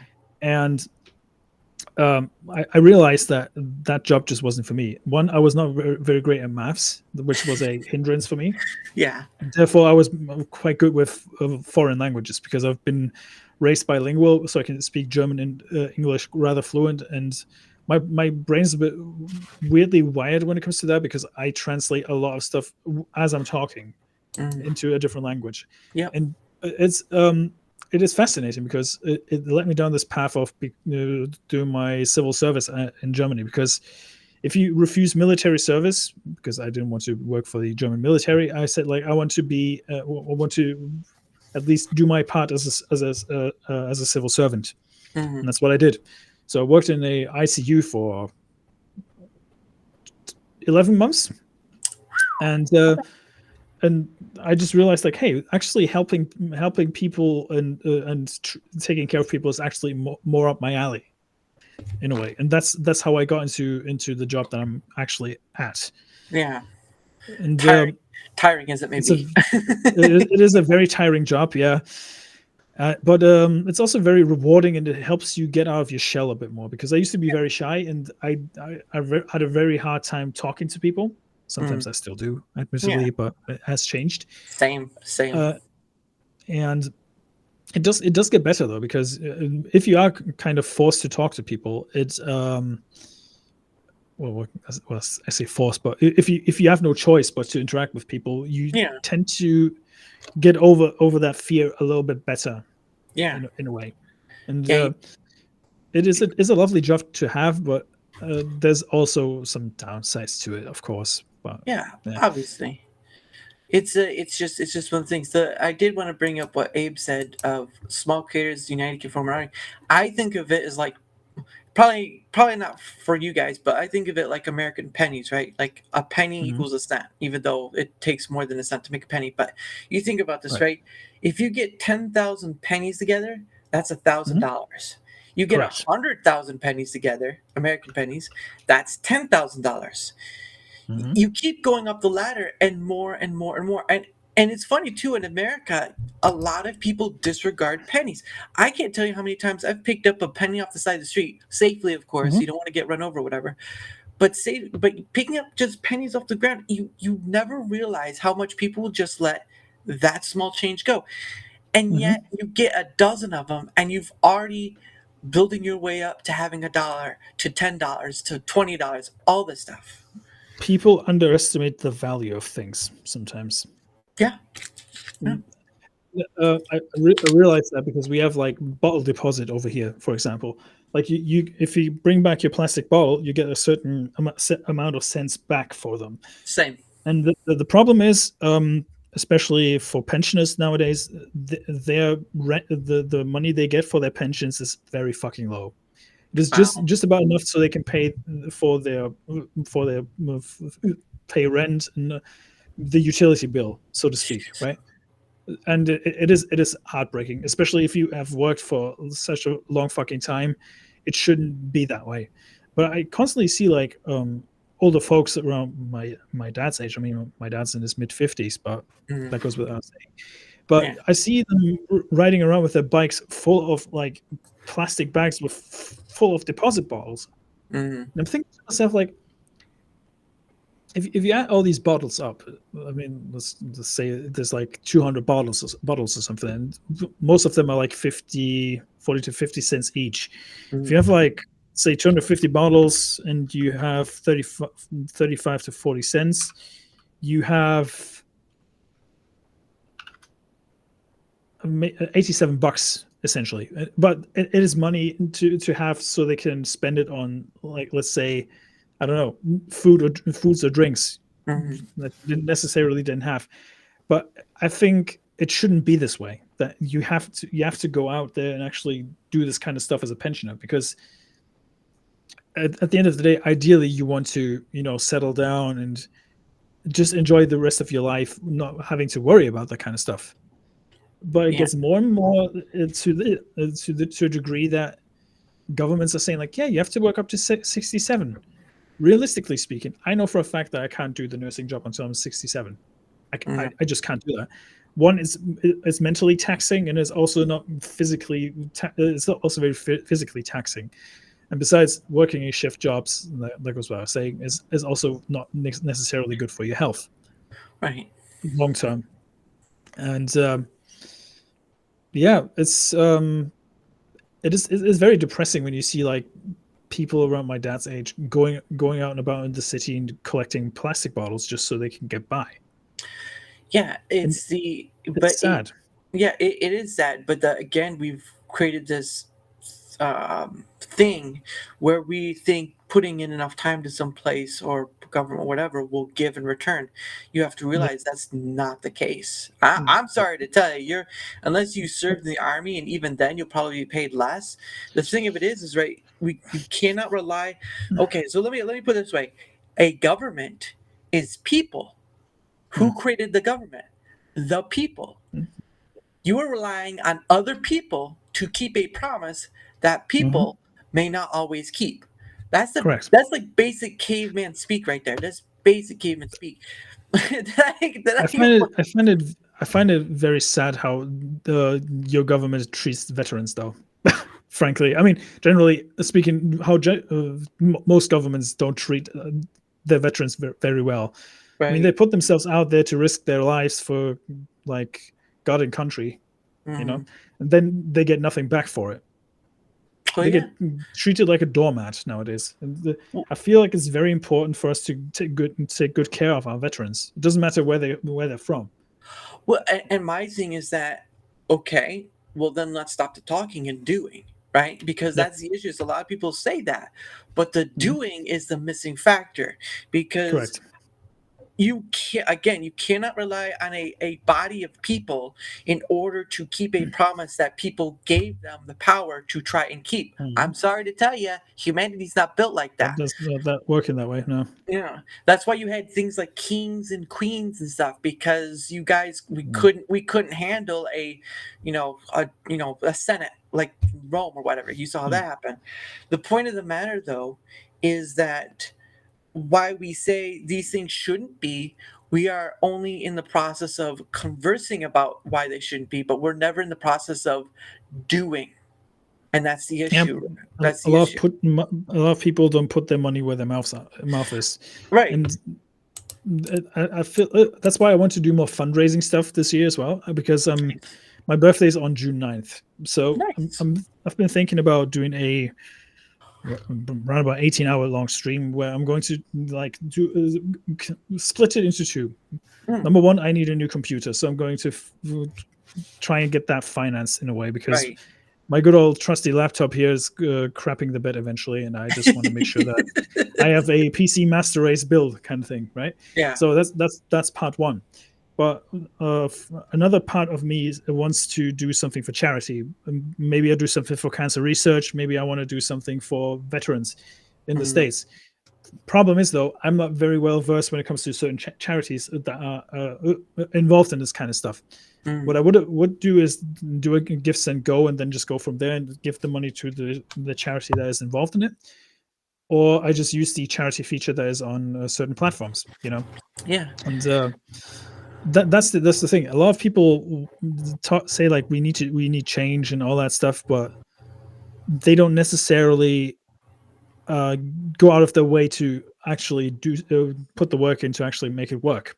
Yeah, that's the issue. It always seems to be or comes to is where again you come back to the whole conversation about culture war stuff. We'll stop talking about a culture war and actually do what changes from that point because the talking about Mhm. it is only for Yep. a financial benefit after a while. Because Correct. content, that's what the majority of content creators do. It's a financial benefit. Oh, Hollywood sucks. Well, then either destroy it and make something new or change it. Oh, well, we can't do. I don't really care. Your talking is just pointless. Do something. Do something. Yeah, well, at least support people that are doing this, Yeah, doing yeah, that too. counterculture stuff. That too. Yeah. Yeah, support people who are doing something, but don't do the support and they do nothing. They just take the money and run. Support people who are Mhm. actually showing their work, like with the charity stuff, right? Be transparent as possible about this, other than Yep. like giving out names, or whatever. But be transparent as possible because there are some people who've gotten in trouble. Like there was Hmm. some news a while back about some weird person, whatever, who got in trouble with charity because he took money off the side. Be as I can't remember what Completionist. Yeah, the the oh that's like the completionist. completionist, yeah.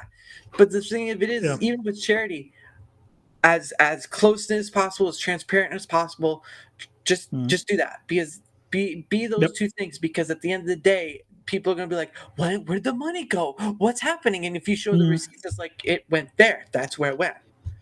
And always be upfront about it. Like part of it is going to your computer, right? And then a chunk of it goes to or whatever's left Yep. goes to charity. But the thing is, I'm going to separate these two things because Well, that's the yeah. important thing. Because if you do both on the same stream, it looks a bit suspicious. Yeah, yeah, So, yeah. and the thing is, my conscience can't do that for some reason because even as we're talking about this, my brain is like, yeah, you need to separate this. You need to separate this. You need to separate this. Yeah. So I constantly have this voice in my head reminding me to be smart about this. Then you have like, I mean, I don't want to smack talk like content creators or anything. Well, if I would have a Pornhub page, maybe, Abe, but I don't. But thanks for the encouragement. Yeah, Abe, no, Abe he was taking killing me today. yeah, Abe is Yeah, taking the streak today. Jeez. I mean, honestly, if OnlyFans would be a viable option for men, you would see a lot more men doing it. Trust me. It's not a viable option for men, though. Trust me, it is not. I don't even want to go there. That's a rabbit hole you don't want to go into. Trust me. Trust me. I saw what Abe was putting out and I said, "You're denied. You're denied." Mhm.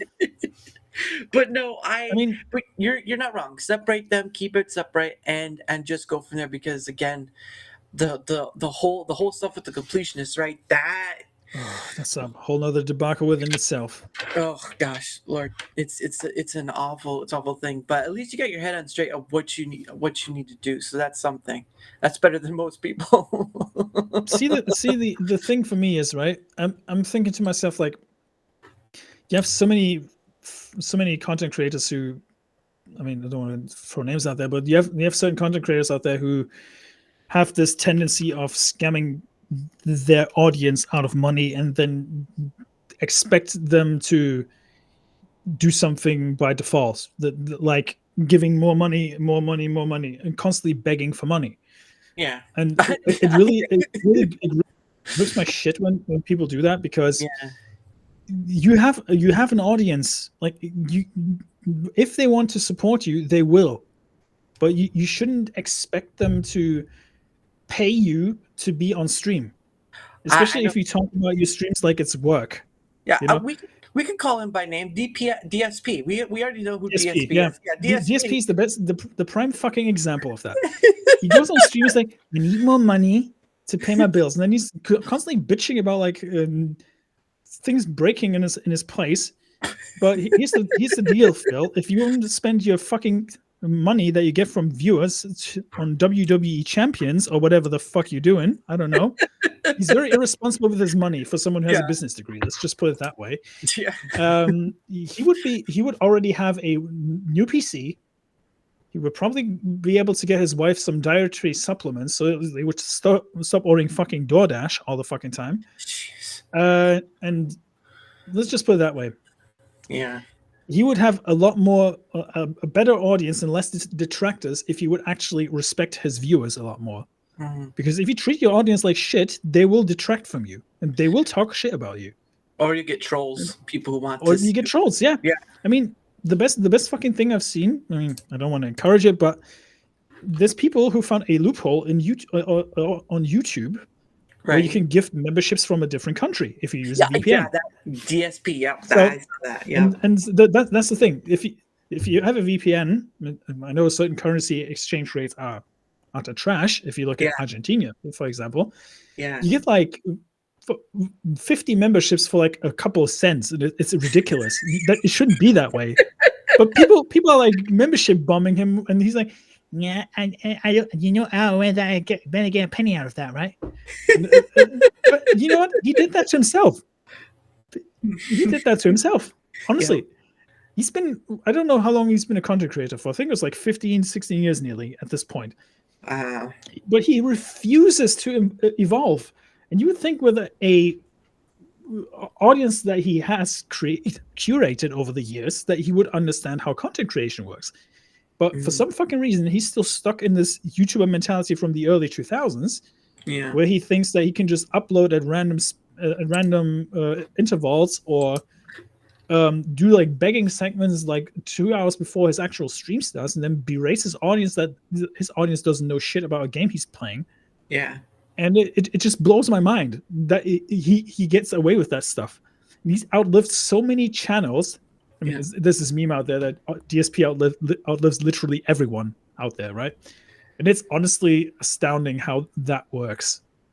Really, it is.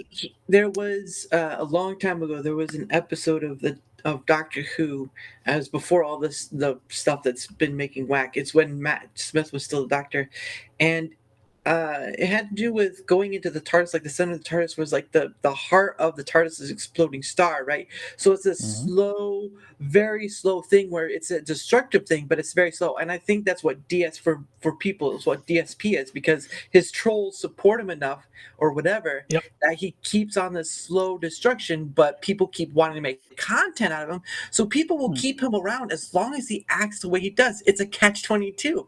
They're keeping the dog on a leash, and he'll keep complaining, and they'll keep making money off him. It's just like this. There's a certain fascination behind that guy, right? Because I don't watch his stuff through the regular means of his own channel, because I refuse to support that man in a direct way. Yeah. I mean, granted, detractor content is always a bit wonky because you don't necessarily get all the context all the time. Yeah. But I try to get like multiple sources so I get the bigger picture of what he's doing. But this man fascinates me. He's got a business degree.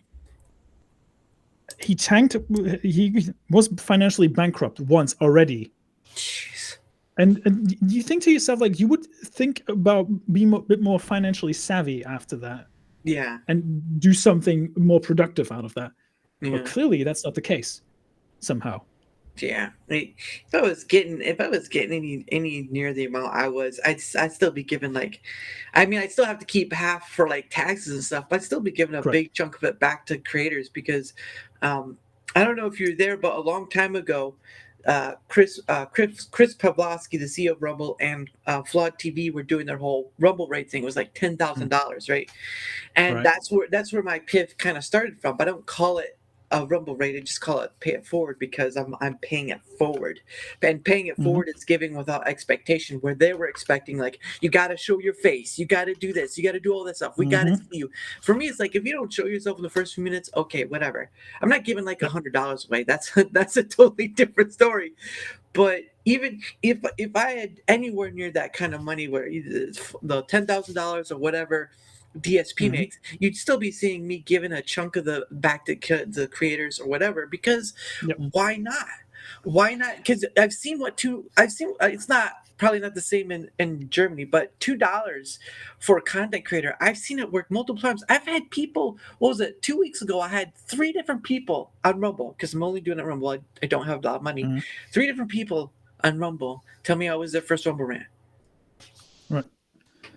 Yeah, but that's the beauty of it, though, because you have like people going out of their way to actually support you, even if it's for the first time. And that's why I always loved when I got monetized. I was like, look, I don't expect you guys to give me any money at the end of the day, because I do this for fun, and because I want to share my love for video games with people.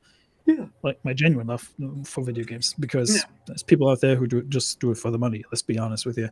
Yeah. But the thing is, I don't have to financially rely on this stuff necessarily. Yeah. It is a nice thing to have as a backup in case I have big bills coming in, and then at the end of the month they get taken from my account. Yeah, and that's what I love about my viewers. I don't expect them to give me anything, but they are so fucking generous, and it is very humbling every single time I do get a super chat or a donation, because sometimes I have this little imposter syndrome in me saying that I don't necessarily deserve to be monetized, and I don't know how I got an audience. That's the thing. Yeah. And when you do get a donation, you think to yourself like, huh.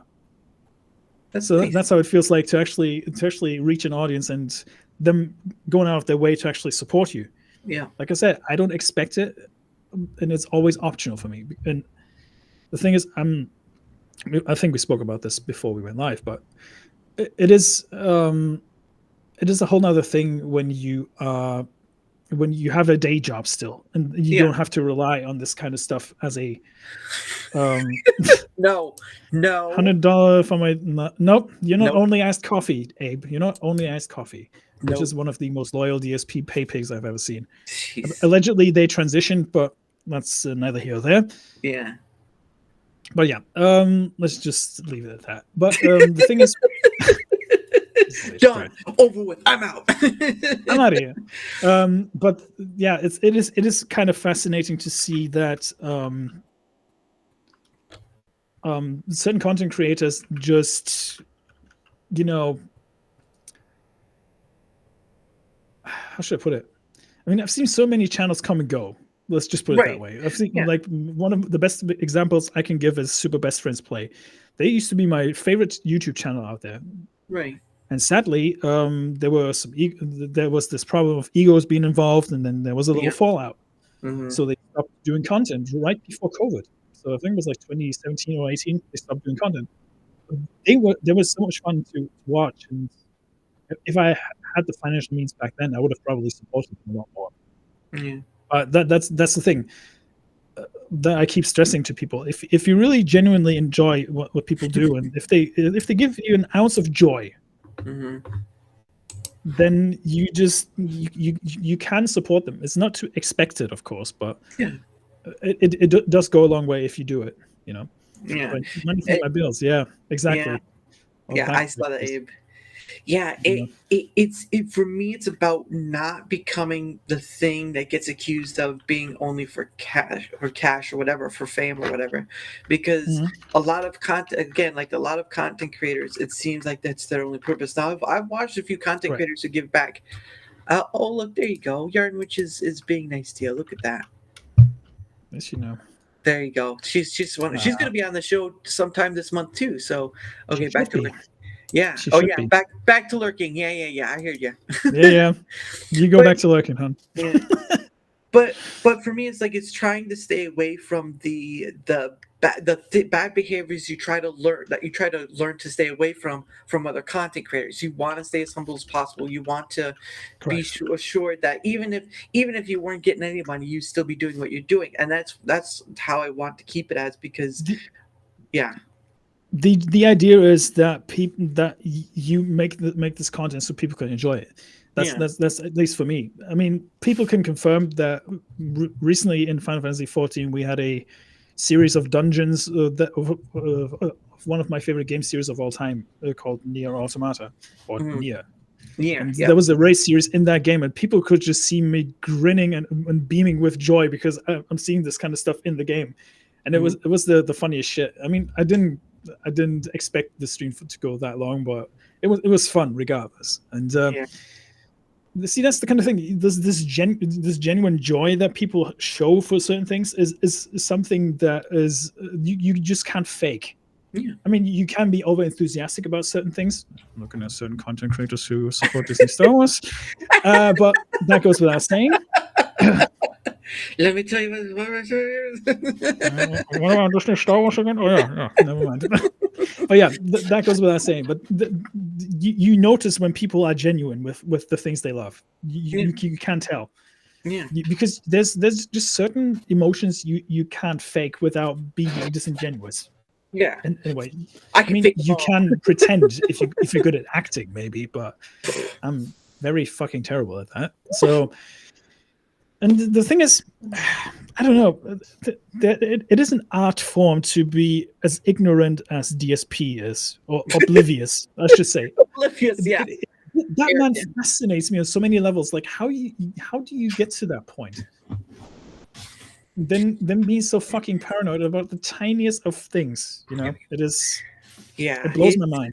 It's a lot of different things, but I think part of it is that the people who troll him, who want to see his downfall, keep supporting him, or keep saying his name more, so that more people see him to go to see the disaster, to support him, to kind of it's this big circle of life thing where just like things keep supporting each other, that he's just not dead yet. Not in that term, but he's just not gone, right? Not like actual death, but he's not gone from the doing content creation. So, but yeah, it's one thing to. Well, that was okay. Oh, nice. It's one thing to look at. I mean, look, I'm not trying to do a call out or whatever. It's more of just like look at this field of so many content creators. A big chunk want to be famous with making money because, of course, you see all this other stuff, and kids too. Kids get in and do it, and the teens and all this other stuff with all the different other platforms. The point of the matter is talking about to take a step back from it all. To take a step back, to kind of try to look at the big picture. You're not always going to be able to see it, but just try to. And then realize that all the things we talk about are just that. Yeah, Correct. we can make awareness, but how many times can we make awareness of like the supporting cancer foundations before they actually do something about solving cancer? Right? Because Hmm. that's a big thing too, is right, you never know if you're giving money to someone who's a group who's actually researching or just using it for whatever. Money changes things. I'm sorry to tell you. Money changes It things and does. changes people. Yeah. And it not always, because if you're smart enough, you'll be like, look, it's not about that importance, it's about this importance. And when It's- you can yeah. make that definition, you and keep it, not just make it, but keep it, you have a better shot at staying that path rather than just saying, oh, that's that, and then you just go down the path that just leads to everyone else. So I think I've been thinking about this a few times. If I would blow up and get to a certain financial degree with the but, content creation, okay, I I would think probably blowing up, I would probably just go with and give most of the money to my parents, because they've been supporting me so much in the last couple of years, and I just want to give it back to them. That's the Right. thing.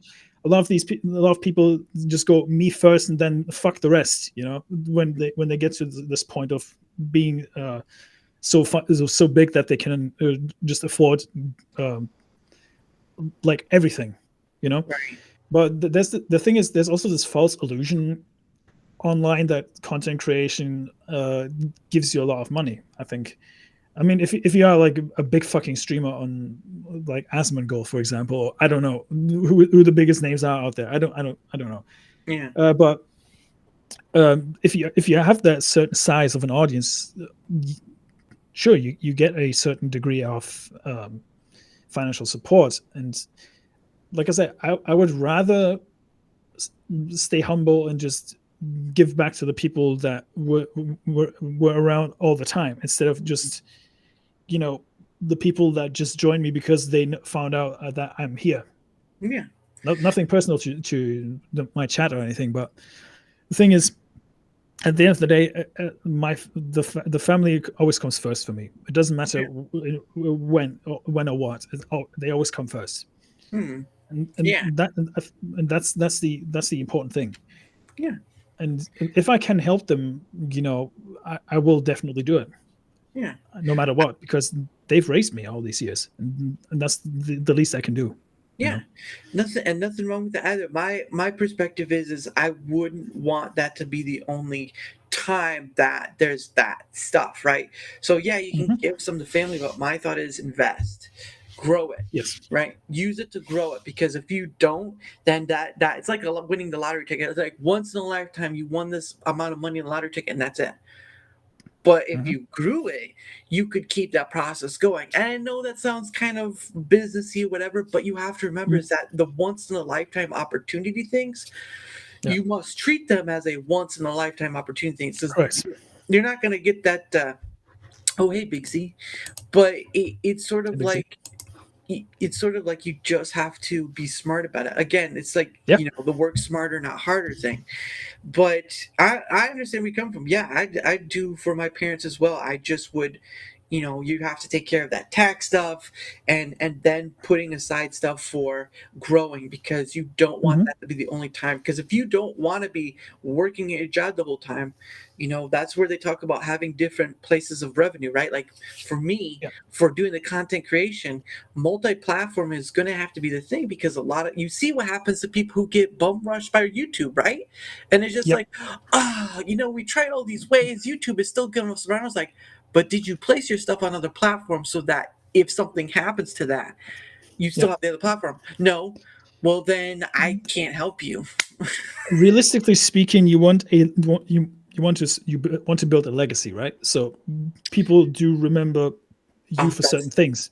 That's the other thing I want to say too. Yeah. And it's the multi-platform aspect is also very important. I mean, granted, I'm currently only streaming to YouTube and Twitter, but the thing is, you want to reach as many people as possible. That, realistically speaking, if you want to make content creation a viable financial thing for you, if the thing is, even if I were like partners with YouTube, I mean, I've got monetization on, but the thing is, realistically speaking, I don't think the money I would get out of the viewership would be enough to to fund my life in a Right. sense. I would still have to rely on a part-time job at least, so I can get the rest of the money in. Realistically speaking, though, that's what a lot of people tend to forget. This content creation stuff may be financially viable for you if you're advertiser friendly. You tend to get more gigs and more opportunities to get money or sponsorships and all that stuff. But it's not always that easy, I think. Yeah, from the YouTube aspect, yeah, sure, I can agree to that. But I wanted to touch on the legacy stuff, right? So my thing is, I've seen this over time too, is that legacy is also not a guaranteed forever, because Correct. Yeah. we've seen this stuff with the Thomas Jefferson statues being taken down. We've seen all this stuff being taken down or changed, right? Legacy is about as temperamental as the winds themselves. And the reason I say it is because you're already seeing stuff from the forefathers being taken down because of certain things that you don't agree with. You cannot judge the past by the present because it's already done and gone, right? You can't do that. Yeah. It's not going to work. And so the thing of it is, like, legacy, even for a family, right, is very temperamental, because what happens when the kids don't get married? Or what happens if you only have one kid and they die somewhere along the way and you can't have kids anymore? Legacy is about as temperamental as the winds themselves, and that's something that I think also doesn't get talked about, because they want to talk about legacy. Yes, certain people have a legacy, but guess what happens when the people who remember them? What happens to Are the people? gone. Yeah, are gone. The legacy just starts to dwindle down, because it's like with Robin Williams, right? A lot of people know who Robin Williams is, right? They see his stuff on YouTube. What happens when one day those videos don't agree with somebody and they take those videos off? It doesn't matter where. Yep. You see that a lot these days, especially with people who are deemed controversial. Yeah. Modern. Legacy. The legacy thing is a short-term thing, realistically speaking. Ideally, you want to remember you forever, but that's next to impossible. Yeah, because again, the only things that last for a long time are either too big, too historical, or otherwise. But even then, someone could take the Declaration of Independence and destroy it. I mean, it's not safe from its destruction. You could It say is not. No. you could blow up the pyramids in Giza, but I mean, those are too big, take too long, and too many people would notice. Well, unless you drop a nuclear bomb, but that's a totally different story. That's a whole nother story. Yeah. But the thing of it is, right, is that the only thing that's going to last longer than you is the planet itself, and even then it's going to be swallowed by the sun sometime billion years down the road. So question is, what is legacy to you? Well, if it's about lasting beyond the line, sure, but how long is that line going to last? Legacy, that's the question. Legacy is temperamental, and I think for me, legacy should be about how you're treating things, yourself, and people along the way as you're alive. Because remember, what is it, V for Vendetta, right? You know, his last thing before he gets shot down is that ideas can't be killed. Same way with stories. Right now, stories change, they slightly change, but there's a lesson within stories that doesn't change very much. The core of it still remains. So like with ideas, right? Like with ideas, and you saw that with Inception as well, right? Ideas don't disappear so easily. So you have these things that can last, because of the human spirit and all that stuff. But things like a long dynasty or whatever, they can only last as long as the people doing so. But yeah, Earth will be fine. We won't. Yeah, exactly. Yeah. See, that's what really blows me away when you see these activists like lying on the streets and blocking traffic, and then trying to like ruin certain art pieces that are invaluable for us. You know, and they think like that does something for climate change, when in fact it makes them just look like fucking morons, in my opinion. In 100 years, they'll be once they're dead. 100 years after they're gone, no one will care. No one will care who they are. No one will remember. And same goes for I don't even want to know what it's going to be like when people look back at this whole COVID shebang, right? That how people will react to that. And maybe they'll think we've been fucking morons. Maybe some people will think, well, we're just overly cautious is all, you know. We don't know what people will think in a couple of years. We won't. It'll probably just be as much as what 9/11 is now. It's just the visage of the emotion is lesser and lesser as time goes on because the generation that lived it is grown out It's a and died out. product of time. It's a In a product couple of yeah, years. exactly. It's a product of time. Yep. And once the people who are within that time period go, it's like with World War II, right? World War One. Sure, there are lessons to learn from it, but once those people are gone, guess what? The product of its time becomes lesser and lesser and lesser, and that's how it goes. That's how it works. We don't, when people talk about the culture, it's like, but what culture, right? Like, no one's living the same sort of culture as what the Egyptians lived. No one's living the same Yep. sort of culture that the Romans lived. So what culture are you fighting for? You're fighting for the product, like you said, the product of the time period you are now. But again, that's going to change in 1,000 years. Exactly. Yeah. It's minuscule to the. I mean, it's not like saying it should be not happen or whatever. But when you bring out that perspective, you get that. You get that feeling. It's like, what am I really fighting for? What do I? The point of the matter is the talking needs to end and the doing needs to happen, because that's what it seems like it is. It's just talking more than anything. I've been joking to my friends like how people will perceive Lord of the Rings, for example, if they will treat it like the Bible or something. That they think that this actually happened, like in a not so distant past or something like that. I mean, granted, that was me being in jest with that, right? But Right. you never know how people will see like media of the past or the legacy media that we still have.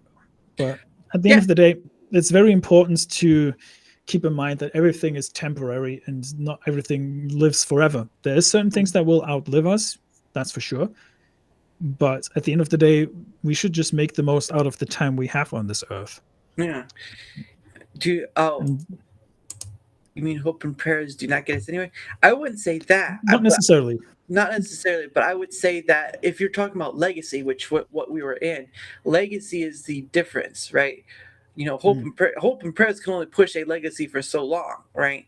But it's there's a difference of that in the now, in the product of its time, like Smu had said. But then again, I know you're being snarky. I'm just pointing out Missy. Gosh, over here being snarky like she is. But there's also a thing too, right? Because J.R.R. Tolkien created the Lord of the Rings to be a replacement of mythology for Britain because of all the stuff that happened way back in the day. And again, there, you have all that stuff where it shows you that legacy is not forever because it can be destroyed by someone else.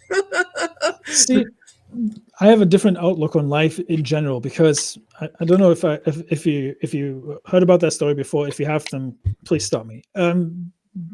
I made a video around about Christmas time last year because it was my 10-year anniversary of actually gaining a extra life, so to speak. Nice. It sounds ridiculous, so bear with me. So what happened was when I did my civil servant job, I actually started. I was on my way to work, walking, and I got jumped by a group of teenagers on the way because they felt provoked by me ignoring them when they were shouting obscene things after me. Right. And they kicked me so badly that I almost died, so to speak. So I had to play dead so they would stop kicking me. So they got so scared that they ran away. And so ever since then, I've become very wary of my surroundings and generally speaking, more cautious around people. Yeah. But at the same time, it made me appreciate this second chance that I had when I managed to pick myself back up from the ground and actually go to hospital and get myself checked up, because that could have ended very differently if I wouldn't have played dead, Yeah. And that's why I have a different perspective on how I carry myself and how I go about with life. I see it more as a gift and a second chance for me that I actually am still here.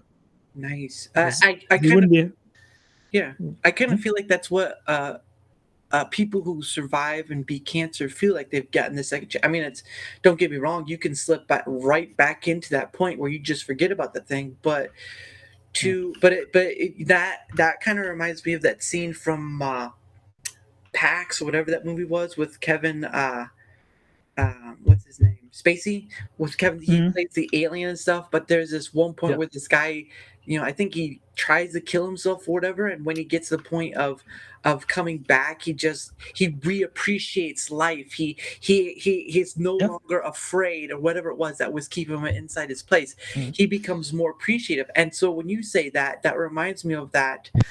A lot of people tend to forget tomorrow is never guaranteed. I'm sorry to tell you. Tomorrow's never promised. Never. Tomorrow's never promised. And when you start to realize that, there's a sense of, I don't want to say like I'm not going to say like Zen Buddhism or whatever. I'm going to say there's a sense of appreciation because you've got to appreciate, and even if you get busy in your life, you've got to have that sense of appreciation because I'm telling you right now, you've already seen all these stars disappearing, with like Betty White, like died before the new year began last year. I think it was last year, the year before, and you have all these Mhm. other stars disappearing too. But it's like you don't understand. That's going to be you and I one day. So why are Mhm. don't mourn for the dead is in a biblical term, mourn for the living, because they have not yet lived in some sort of degree. So yeah, if anything to take away is to appreciate life, because it's not going to be here for very long. So it's just one of those things where, yeah, because I've had I've had family members pass away unexpectedly or expectedly. It's just a long period of time.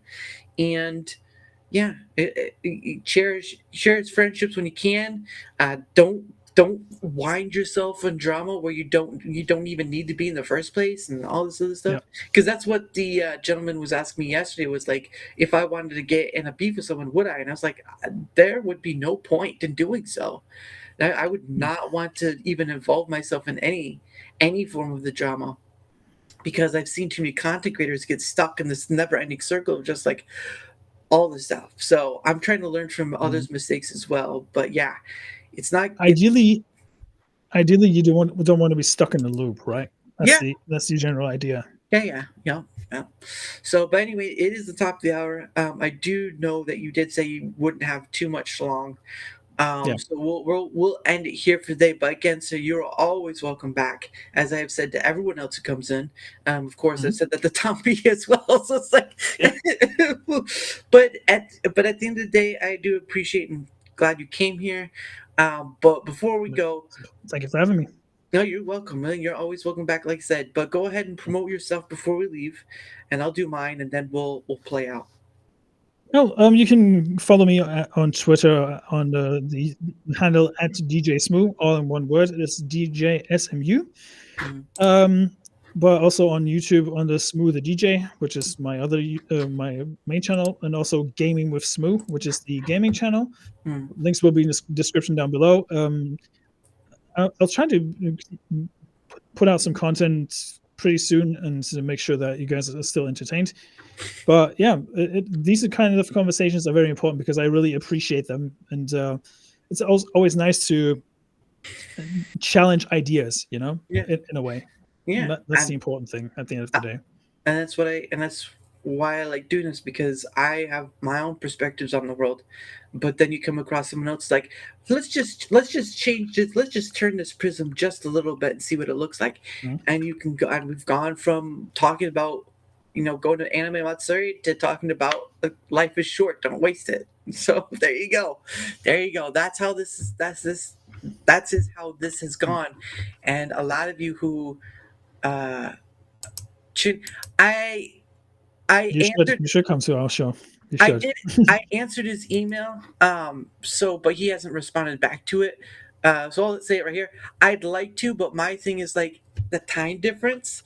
So when he's Mhm. doing it, I'll be getting out of work. Mhm. So the only way I could come on is if I can come on late. Um, but that's up to him. So I've already answered that in the email. Don't know what he'll say, but I'd only be able to come on if I come on late, because I won't be able to come on at the time he starts. So Mhm. it is what it is. That's the time I'll be getting out. So if that's okay, we'll pick up another time. But for right now, I just can't be on time when you start your show. Again, it's like a 5-hour difference between me and him. So 6-hour Yeah. difference between you and I.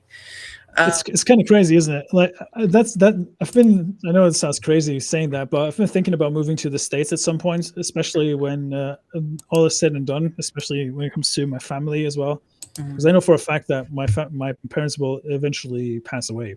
Sounds macabre, but I've been thinking about broadening my horizons a little bit and actually go somewhere else for a change. Yeah. Do what you think is best for you, but always don't look back. I mean, if you're gonna stay there for your parents and stuff, don't regret not doing so, right? Because you're doing it because this is something you've chosen. Choose it and stick with it. If your mind changes during, then kind of question like why is my thought process changing? Why is this coming up? Why? And then just kind of like go through the process of like asking yourself, because again, moving's not an easy thing, especially moving across from Germany to America. That's a totally different ball game with a lot of legal stuff you have to get through. So but yeah. So my turn. Anyway, I let me bring it up. So I stream to both YouTube and Rumble at Daramouthe. I have a fan account at TwitterX. I have the Discord at Daramouthe, where you can see right here, and then I have the TwitterX is at Vermouth, and my email. I saw that it didn't enter things in the description below, so they will be there after. But if you want the same opportunity that DJ or Smu the Legend has on here, then That name will stick. I can tell. I'm gonna throw that at you as many times as I can. Smu the Legend. But yeah, if you want to come on here, go to those 3 places or leave a comment in one of the videos. Don't wait. May is almost filled up. I'm filling up. I'm waiting on a couple people to give a word back, but once May is filled up, you'll have to wait till the end of May to get into June. Like, I'm not joking. I go out. I'm still fishing out there. I'm still going out there, but some people, one or two people have come up to say, I'd like to be part of the show. That's what I'm aiming for, right? So if you want to come on, don't worry about having nothing to say. We've just gone through a whole bunch of stuff. You just saw it right now. The possibility exists. Don't worry about that. If you're nervous or whatever, don't worry about that. I can carry a show. I've done it before. Probably a little silly, but I've done it before. So don't worry about the small stuff. Don't sweat the small stuff. Come on, let's have a great time. Let's have a conversation. You just saw what I did with Smu. You saw what I did with Minty Chip. You'll see what I'm doing tomorrow with Mr. Steve Gosney, or possibility of what I'll be doing with Mr. Steve Gosney. At the end of the day, this is my aim. Likes, donos, follows, whatever it may be, they are going to be the secondary factor to this. Because I didn't see it before with other content creators, I'm taking that path now, and I'm going to keep taking it and being humble about it because I enjoy this. I'd rather do this than my full-time job, but that's just not how the world works. So thank you, Smu, for being here. You're always welcome back. Same as with Tombi and Phoenix. And of course, Yarn is probably going to be within the 2nd or 3rd week of May. So guys, keep an eye out for that. But before we go, before I play my outro video, which is another Poco video, tomorrow, which is Thursday, tomorrow at 8 p.m. Eastern, I will have on the Mr. Steve Gosney. Now, I don't know if I'll be able to sell one of his books. I'm not much of a marketer myself, but he did say having people, having him come on, just chat or whatever. Hey, that's what I'm good at. So that's what we're going to do. If a book gets sold out of it, hey, that's a bonus of the day. So anyway, 8 p.m. Eastern. Again, I will add our links and stuff down below. I think you gave me your links in the DMs, right? Yep. Okay. So I'll add all that after we're done. And of course, you can stay on a little after you'd like to chat, but that's up to you. But again, 8 p.m. Eastern with Mr. Steve Gosney. This is one of those ones I've been looking forward to because, again, one person leads to the many behind him and more and more and more. I'm trying to build my credibility so I can have more people like Smu or like Mr. Gosney or whatever. It's not about the celebrity game. It's about the conversation of talking to people, whether high, low, or not a creator at all. That's the point. And you guys help make it possible by coming back and watching, whether it be during the live stream or during the replay, which, I'm grateful for that too. So anyway, guys, we're going to head out. It is time to go. But before we do, it is time to go. I wasn't going to do like the Lamb Chop where it's a song that never ends thing. But this one I usually play at the end, and it's done by Pogo, and it's called One Day With You. Oh, and don't forget to mute yourself here. So, Yes, but sir. it's called One Day With You. Have a great Oh. day, and see you tomorrow. You take care of yourselves. Yeah. Adios. Yeah, see you back, guys.